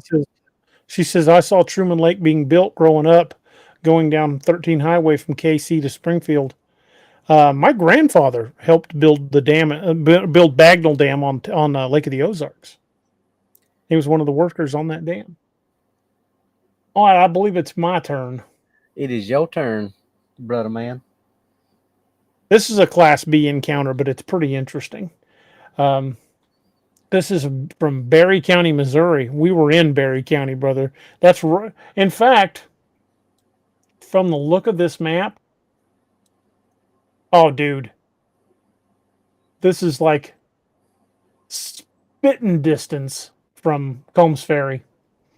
I didn't even know that, but it's just right over in that same area. Encounter happened during the summertime. Not far from where we were at. It's in Berry County. So I'm always doing outdoor activities, floating, camping, and hiking. And recently I've had some strange encounters. First, I like to go to conservation areas frequently. Mm-hmm. And at Wire Road Conservation Area off of Grisham Ford Road in Crane, I was there with a friend just after sunset when something would throw very large rocks into the Crane Creek. And this is not the first time I've heard about things throwing rocks into Crane Creek. That's a different story. That's all it consisted of, is splashing into the creek. It sounded like bowling ball-sized rocks being thrown into the water, making not only a splash, but a kerplunk noise. This really made me and my friend wonder what was making the noise. We were very open-minded about what it could cause the noise, and it happened on multiple occasions, all shortly after sunset when no one else was at the conservation area. We told several people about this, and of course, everyone would say it's probably just ducks. But like I said, the objects in the water were very large, making a kerplunk noise like a cannonball. Just as we had finally given up on the search for the cause of the splashing, months had gone by, and me and the same friend went on a float trip. It happened to be on the 4th of July back in 2008. We'd planned to float in my canoe on Flat Creek from Jenkins Bridge all the way to a low water bridge on Flat Creek Road, a very long float. The float started about midday, and about halfway through the float, it was very dark and cloudy, so no moonlight. It was just pitch dark on the creek, and at a slow, deep section of the creek, we were just quietly floating along, not talking, when it seems like we startled something very large about 20 feet away. It was just standing in the edge of the creek when we startled it, so it stepped out of the creek.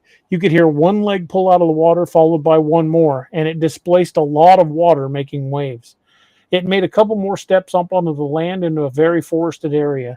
Me and my friend were stunned, just remained dead silent, and stared at the area where the noise originated.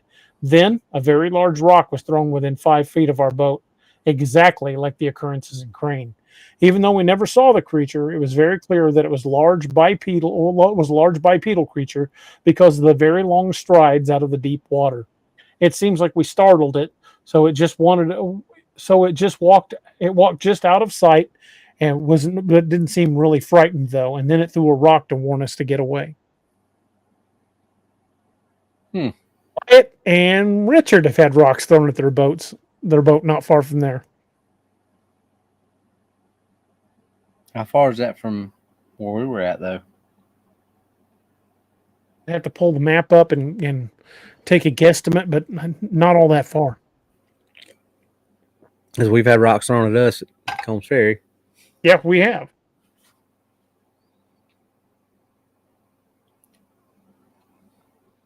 That one, And this is not the first time I've talked to people who had rocks thrown at them into the creek there at Crane, Missouri. Every year down at Crane, they have what's called the Crane Broiler Fest. It's a little town, and during that one weekend when they've got the Crane Broiler Fest, the population of the town basically triples as people come down, camp out, and have this big. They broil chicken, and there's bluegrass music. It's a pretty cool event. But the food's really good. And it's not a very big town, and the creek kind of runs right through the town. And I've talked to a number of people who live down in that area, said, I don't know if I've ever seen anything, but I've had something throw rocks at me while I was fishing in the creek. That's interesting. Especially considering you got this story right here. Kind of. Yeah, I'm the same one you had, the rock throwing. Yeah. I mean, when you have stories, and like I said, I'd never never read that story before tonight, and I'm like, hey, that's exactly what happened to me and my uncle, and not that far apart, because that was the story I read was what, 98, I think. Yeah, and we were up in the early 2000s, so that's really close together for stuff like that to be happening. So, and and I think me and Johnny had some stuff thrown at us in the other area. So, we're on the shoreline of 1,255 miles. Can you imagine how many graves are under it? I think he means Lake of the Ozarks. Yeah, there are whole towns at the bottom of Lake of the Ozarks. Well, and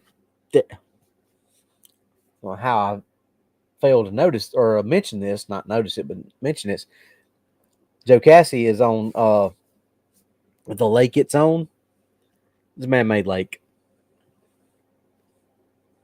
A lot of man-made lakes. Yeah, and supposedly, what they've said, and Rodney, if you're still in there, you can back me up on this. They've said that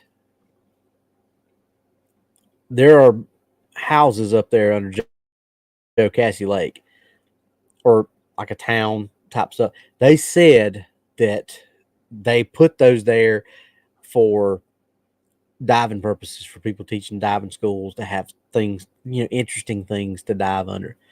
But that's not the whole story, and that's not the story that a lot of people tell. Is it was kind of like LBL. It's like get out or else, and they flooded and made that Lake Joe Cassie, and there's probably some people up there that had not gotten out when that happened. Robbie, there's a question for you. Yeah, and it says, Robbie, what town were you living in when you saw Bigfoot at 9 years old? Same town I'm living in, same place I'm living in right. It was just right over there in Pickens County. I don't live in a town. I live out in the county. So, but just like literally, probably less than 100 yards across the road from where I'm at right now. So the people that live over there now, have they reported anything? Have you heard? I don't talk to that guy. Me and him had a falling out when I worked for a plumbing company that was doing some work for him. I made him, not intentionally, just because he's an idiot, made him look stupid. And he didn't like me and got me in trouble with the boss. And then he ended up buying my great-grandparents' house, and my luck, that's who ends up buying it. So, of course. Yeah. So no, we're not like buddy neighbors. So, but all that area back there that was swamp and the back pasture and all that stuff that I've talked about before, there's trailers and all kinds of stuff back there now. That land got sold, and they put a double wide trailer park out there, and so there's not a whole lot of now. Further on, over the there was two guys in the camp around this area that had a lot of land. My great grandpa and Ralph Williams, and Ralph's land is still pretty much intact. His sons, who are ages of my parents, my mom, my stepdad, my uncle, and all that, they're still alive and they still own a lot of that. But so there's still a good bit of land back there on further on back that's got some area that stuff like that could happen in. But as far as whatever the river is, I stopped at last summer just past the bridge to take pics of the river, and I saw something dark and furry. It looked bipedal, but still not sure what it was. If you got any shots of that, even grainy ones, I'd love to see them.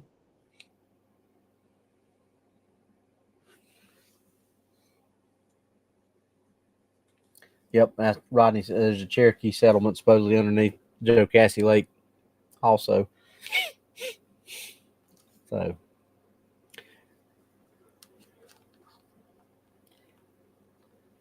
and Jocassee's weird.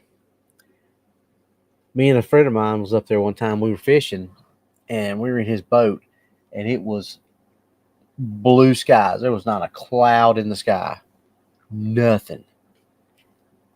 We're sitting there fishing and literally like that. The sky is black and it is pouring rain and there's like 5.5, 6 foot swells. We had to book it to catch up or to get into one of the little islands in the center of the lake, anchor the boat, and jump out there with a tarp and cover up.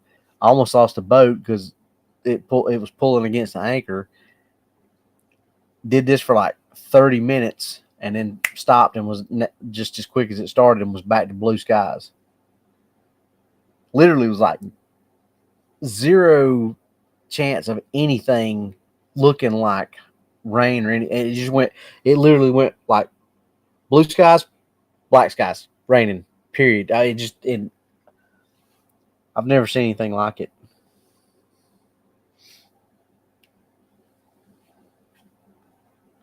Yeah, that's I hate weather phenomenon like that. Kind of freaks me out. Like, what's causing this?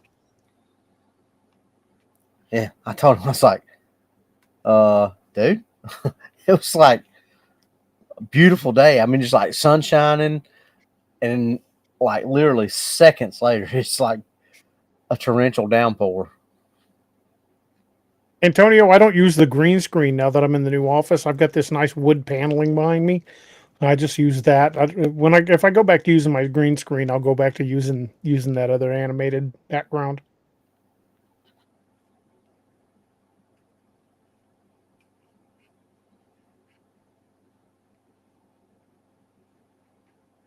Yep, Billy said he's worked on that, and it gets bad quick. It's just literally like that. I mean, I imagine Lake Murray, which is one of the bigger lakes in North Carolina, I imagine that's the same way, but it's just literally like, I mean, I'm not joking. It's like literally seconds. It went from like sunshine and beautiful day to just like,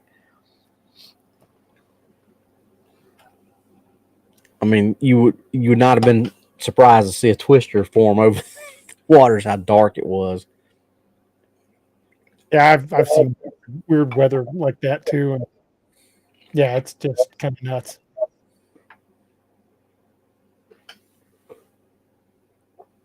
I believe it's your turn, man.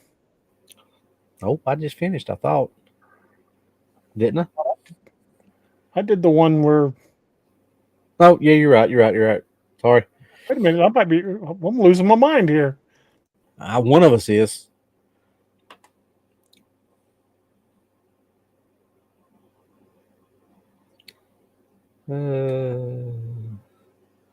It's very well likely could be me. I tell us in chat whose turn is it? Who just we get to reading and get to talking and forget who's.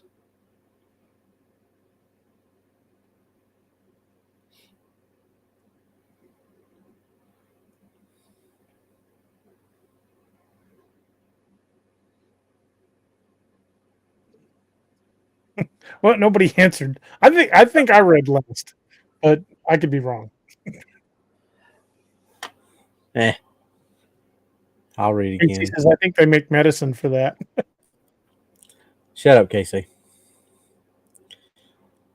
Let's see it.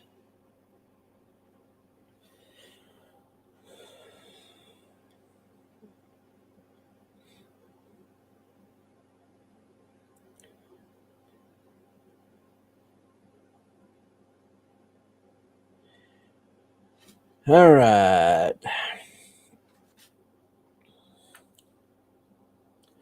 This is in Trigg County, Kentucky, June 28th, 2017. Which is actually a summer encounter. Class B. And this is my Facebook post, copied and pasted. Occurrence was inside the Land Between the Lakes National Forest, Hillman Ferry Campground, campsite B43. Well, I made sure we secured the most backcountry spot where you can dump a camp.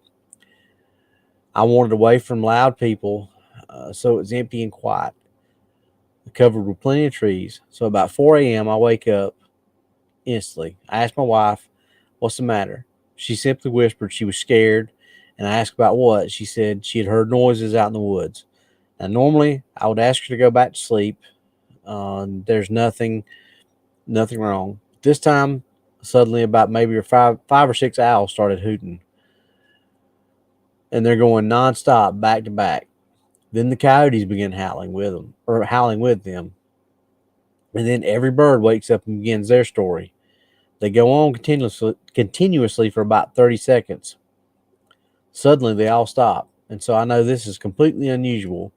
Then we hear clump, clump, clump, clump.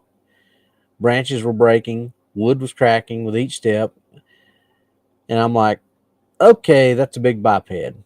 But a human, unless it was intentionally trying to be frightening, would not be tromping around like that.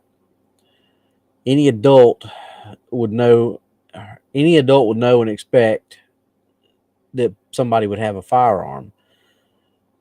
Also, the terrain would be too difficult to simply decide to go for a stroll in the woods in the middle of the night, with no guarantee to meet someone or somebody to scare. During the day, the forest is too dense for hunting.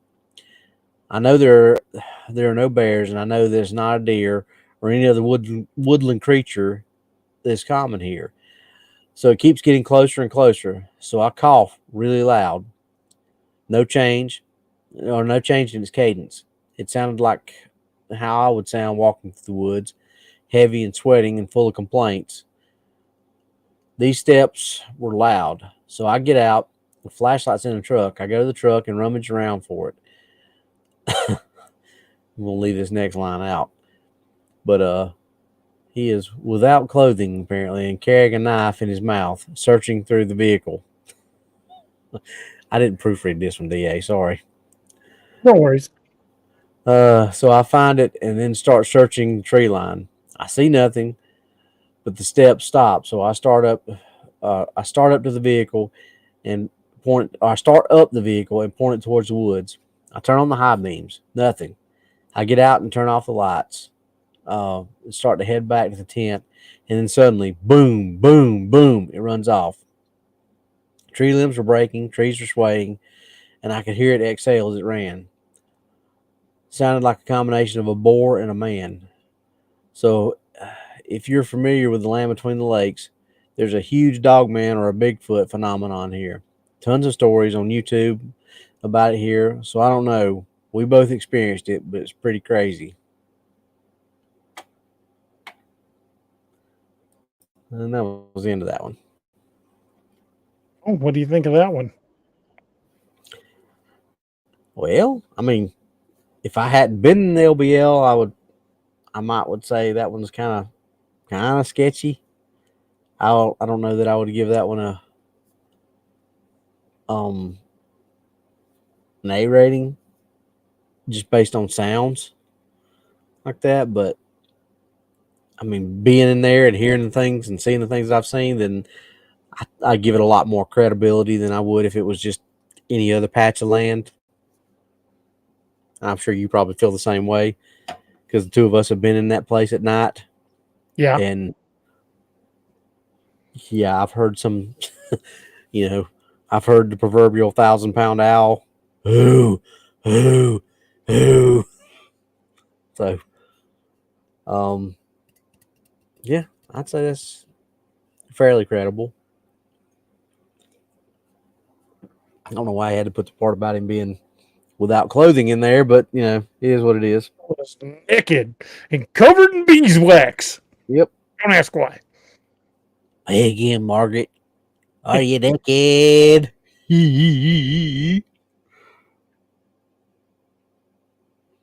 Hillary says, doesn't everybody search their car naked?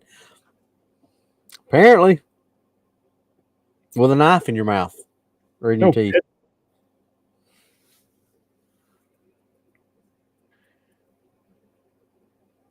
Hold on, I'm doing something real quick. All right. Hey folks, I want to point something out real quick. If you guys aren't aware, Wyatt and Richard, who've both been on the show, yeah, Richard was on the show with them as well.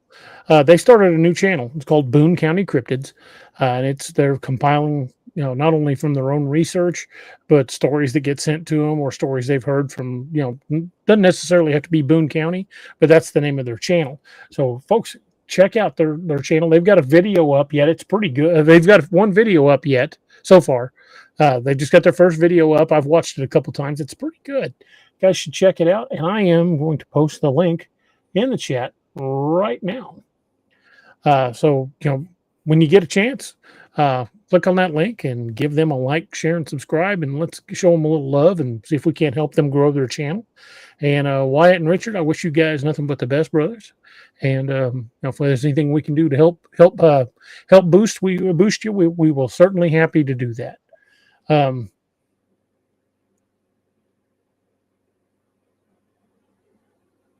Hillary just said Randy Harrington just put out a video today of recent expo in Oklahoma. He has audio of the worst owl impressions ever. Booger didn't even try to fool him. Yeah, I've heard it. I heard that as well. Yeah. Hey, what? In person, because that third one that they did on Johnny that night was like, screw you guys. Hoo. Yeah. Well, Patty says, don't look, Ethel. Too late. She already got it. Advanced. She done got a free shot. There I was, standing out there with a knife in my mouth and nothing. Yeah, I did. I seen the Bigfoot, and I was butt naked chasing him, screaming, "Slow down, you hairy bastard! Don't look at those!"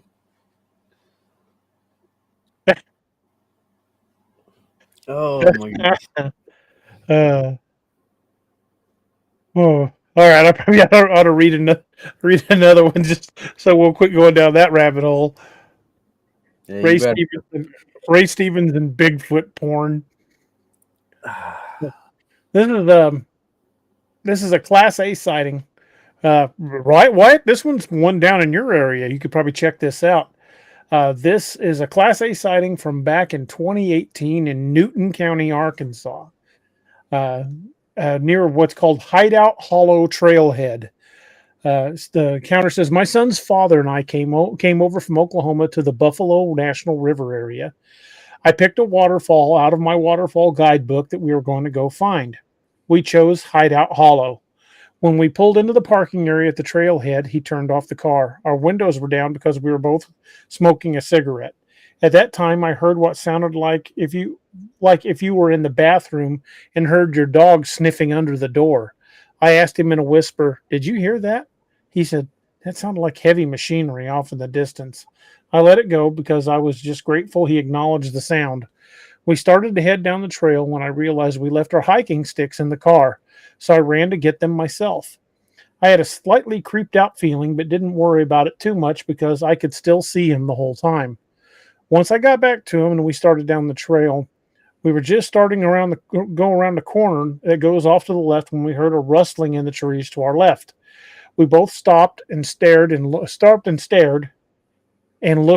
at it. We saw a huge figure running through the trees. I thought it was a man at first until I realized he was totally covered in hair, medium chocolate brown in color. I remember seeing its arms in front of it as it was moving branches away to protect its face and hands, just like we've heard before, like it's swimming through the trees. Mm-hmm. Yeah. It was moving branches away to protect its face and hands its face and hands were black. I whispered, "What was that?" And he whispered back, "I have no idea." I whispered, "Do you want to go back?" And he nodded his head, yes, quickly. The direction it was going, it would have crossed the trail just around the curve. We turned around and started walking quickly back to the car, both of us constantly looking over our shoulder. I started asking questions to make sure he saw the same thing, and neither of us forgot. We agreed it was on its hind legs, and it was brown, and it was a lot bigger than us, and was incredibly fast. Suddenly, something flew fast over our heads, a rock, hitting leaves and branches. I turned and looked at my son's dad with a what the heck look on my face, and his eyes were huge. We ran the rest of the way back to the car. I'd never been so scared, and I wasn't sure that we would even make it back. We did, and immediately began second guessing what it was we'd just seen, suggesting maybe it was a bear, a deer, an elk, or something like that. I asked him if he's ever seen a bear run like that on its hind legs, or a deer or elk that dark running that smooth. He said no. We went to the Tea Kettle Falls area, but I was too scared and anxious to get out of the car. I was convinced that whatever it was could have easily covered the ground by then. A Google search once we had service said only black bears live in Arkansas, and I'm positive that what we saw was brown. I didn't notice any smells, but since we were talking, I also didn't notice if it was quiet or any of the birds or bugs were chirping. I know I have no desire to return this area. I get sick to my stomach anytime I think about it. I know the area she's talking about. I've camped down there. I wonder if it's the last time we camped down there, we heard a mountain lion screaming like 100 yards away.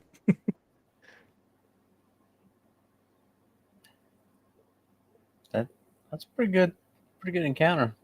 Yeah. They ran from it and it threw a rock at them. Yeah. I wonder if the sick to her stomach was just anticipation or more of the infrasound stuff that we talked about. Maybe. You know, because I've thought more about that since I started reading all of Heath's books. Mm-hmm. I still think that it's a combination of an adrenaline dump with the PNS backlash. But I do think that, I mean, obviously I know that the infrasound is real because we know tigers use it and other animals use it. But I still think that a PNS backlash has a lot to do with it. I don't think it affects everybody the same way, but I do think that some people are more susceptible to stuff like that than others. So I'm just kind of curious if that's, you know, and you know, you don't hear about that all the time. You hear about not everybody has that, and this goes back to what we talked about the different types of encounters, because not everybody says they felt that nauseous feeling or things like that. You know, some people are like, oh, it was just so peaceful and so great and so this and that or whatever, and then some people are like, you know, describe that. So I just wonder if that's only the aggressive type, or is that a warning?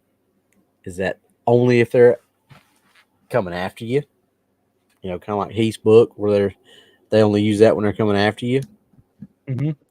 I don't know. It's just kind of weird to kind of not weird. What's the word I'm looking for?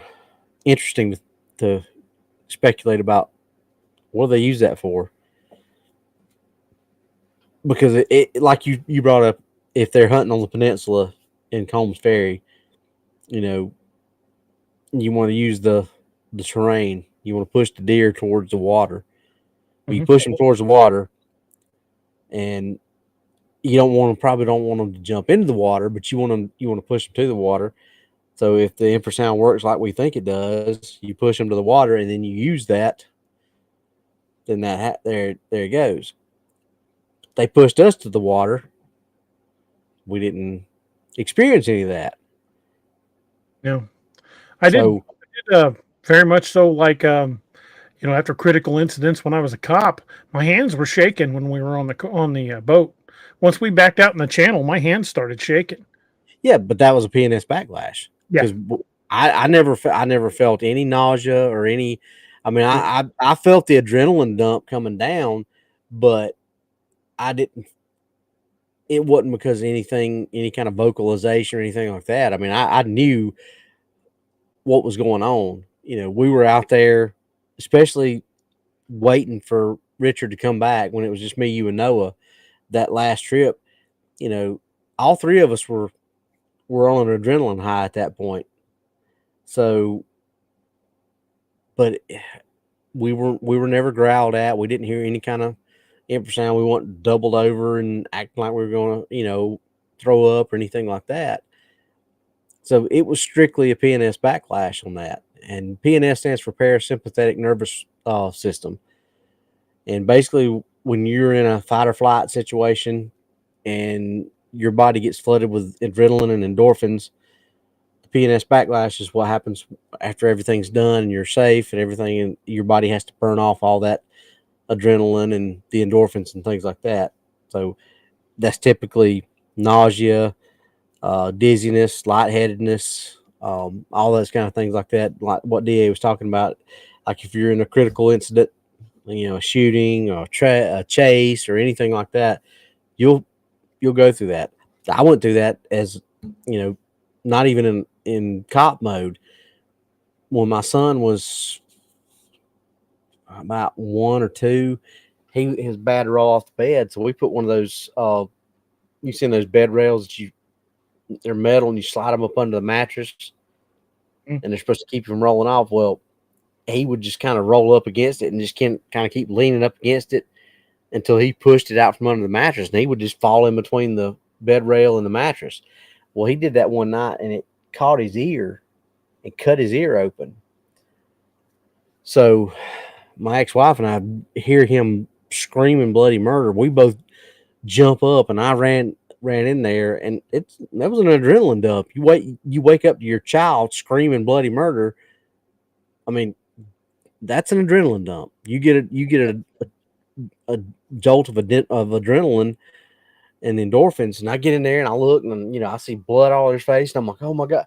So we get him all taken care of, and I'm holding Kevin, and I'm like, and it hits once he's okay, and it's just a little nick on his ear that was bleeding, but anything up around this area is going to bleed like, bad.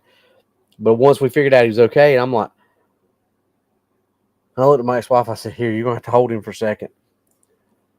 And I had to go in the bathroom and throw up because that adrenaline was coming down. My body was burning that stuff off. So, I mean, I was dizzy, lightheaded. I threw up. It was horrible. But it was the same type of feeling that a lot of these people describe from the infrasound. So I think it's a crossover. I think there's a little bit of both that happens in those situations. Yeah, I'd agree with that. Yeah, that PNS backlash, it explains a lot of the symptoms that people talk about. But, I'm not saying that infrasound's not a thing, because we know it is. Yeah. But I think the infrasound is causing the PNS backlash. Yeah. And that's what I'm saying. I think that infrasound is 100% real because we know, but I think some people are affected differently than others. And I think that if you have an adrenaline dump on top of that, then it's going to be even worse.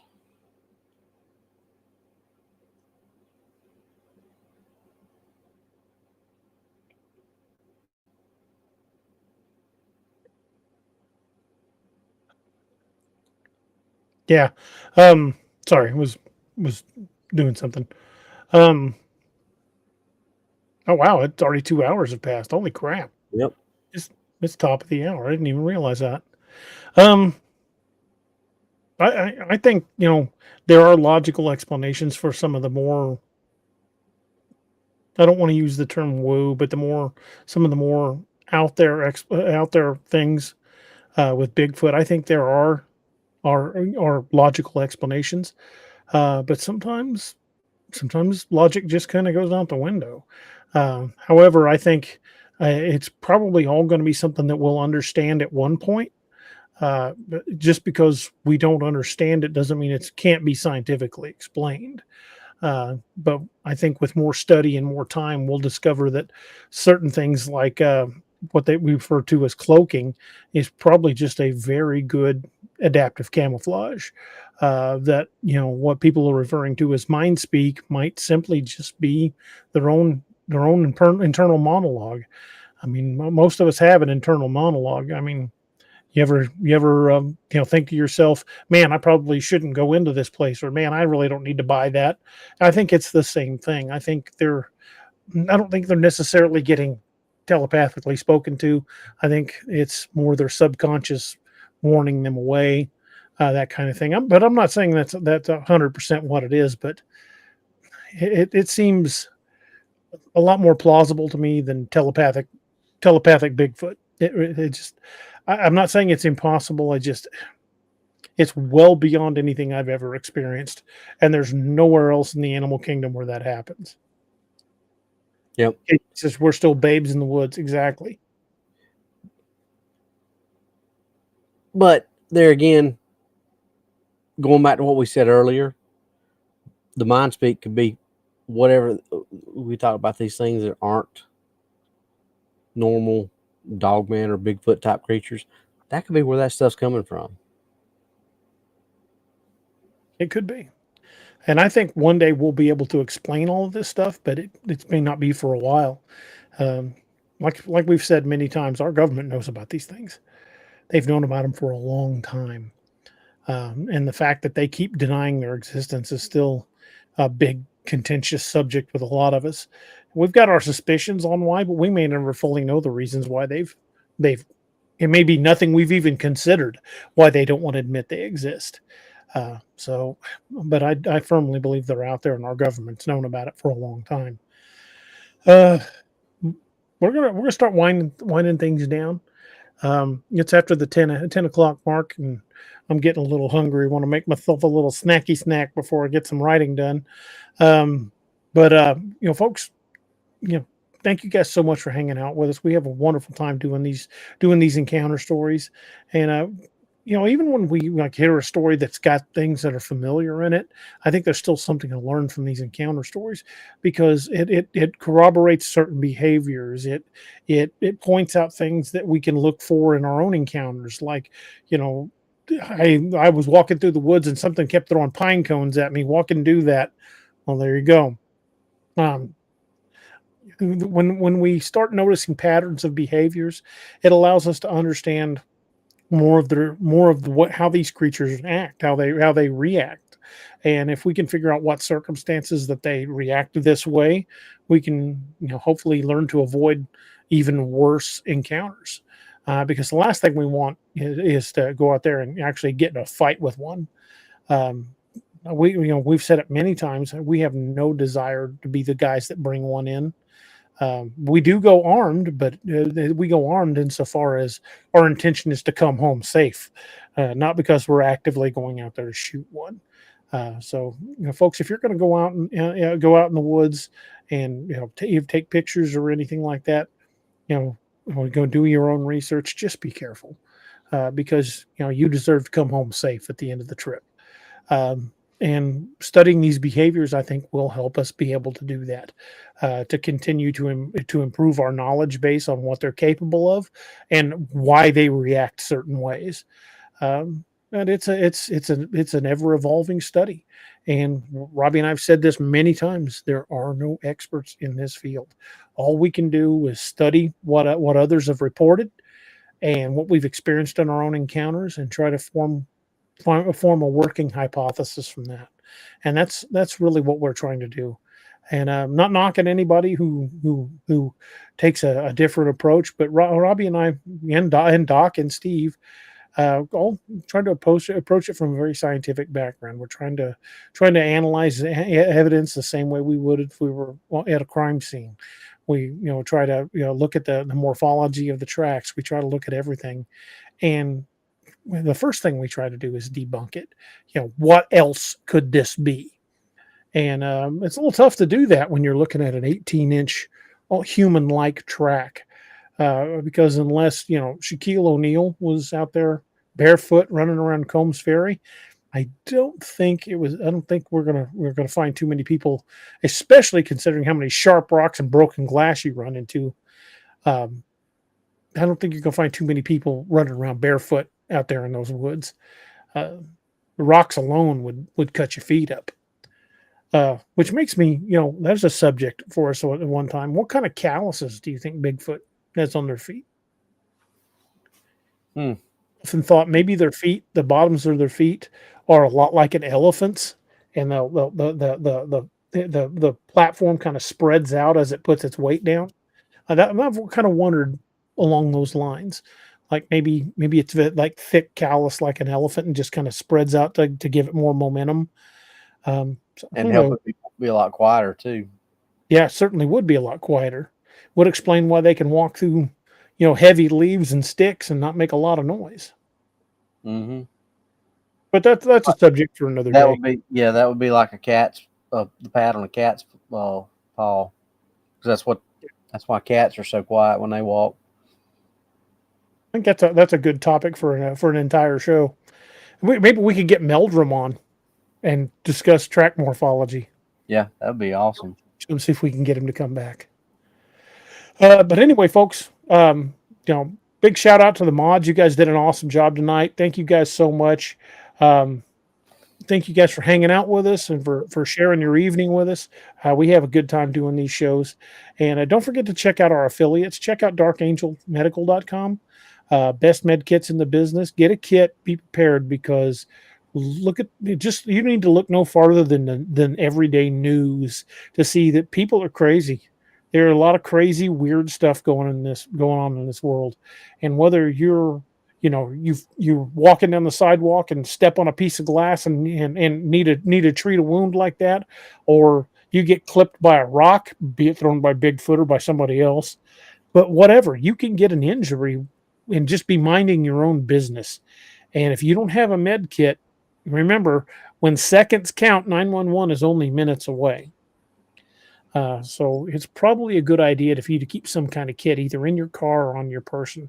I try to do both. I've got a big kit in the car, and I've got a smaller EDC kit that I carry all the time.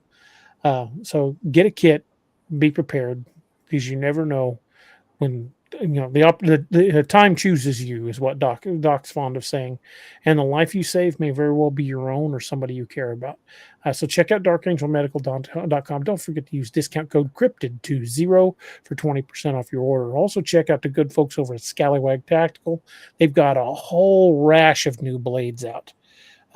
If you've been collecting them for a while like me, I look at that thing and there's like 60 blades on there. I've never even seen. I'm like, holy crap! I've got to really get my butt together, because if I'm going to get some of these, I need to get a hold of Craig and see if I can get him to send us another goodie bag so we can do some giveaways. But check out scallywagtactical.com. Fantastic blades. Got some awesome merch. I got one of their camp mugs, the French press coffee mugs. Dude, that thing makes one hell of a fine cup of coffee. But check out scallywagtactical.com. Don't forget to use discount code DARoberts10 for 10% off your entire order. And we'll also check out sigwoarms.com. Sigwo is a local gun manufacturer here in Springfield, Missouri, and they're going to be producing a whole line of Codename Wild Hunt themed custom work on long-range pew-pews, Freedom Seed distribution devices, if you will. I should have mine soon. I can't wait to show it off. But check them out. It's sigwoarms.com. Richie Evans. Yeah. Today is the 250th anniversary of the United States Army. Happy birthday to the Army. And thank you to all the men who've served. What's that, Robbie? I said hua. Yeah. Hua. Full hua. But I was going to say something else and completely lost my train of thought. Robbie should have a new book out for y'all in the next couple of weeks. Be watching for that. What's it called, Robbie? This one is called Shadow Walkers, The Terror of the Wampus Cat. Or the Wampus Cat. Folks, you're going to like it. It is really good. Robbie's books are all good, but I think this one's the best of the three. It's the one that's really got me just really chomping at the bit, waiting to see what happens next. So check it out. And Lakeview Man, Dead of Winter should be out soon as we get the cover issues sorted out. And be watching for more information on Devil of the Absarokas.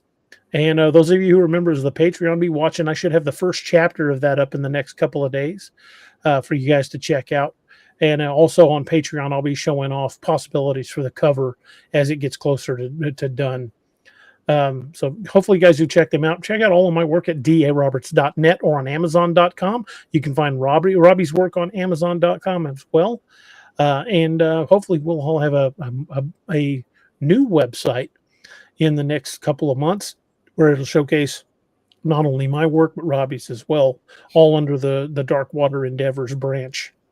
So be looking for that. Be looking for new merch, and watch for us changing very soon to the Nightmare Hunters.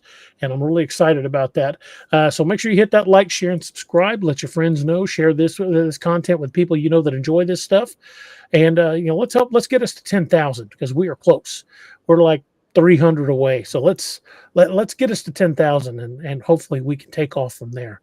And we appreciate each and every one of you guys that have helped us get here, and really absolutely just appreciate each and every one of you guys.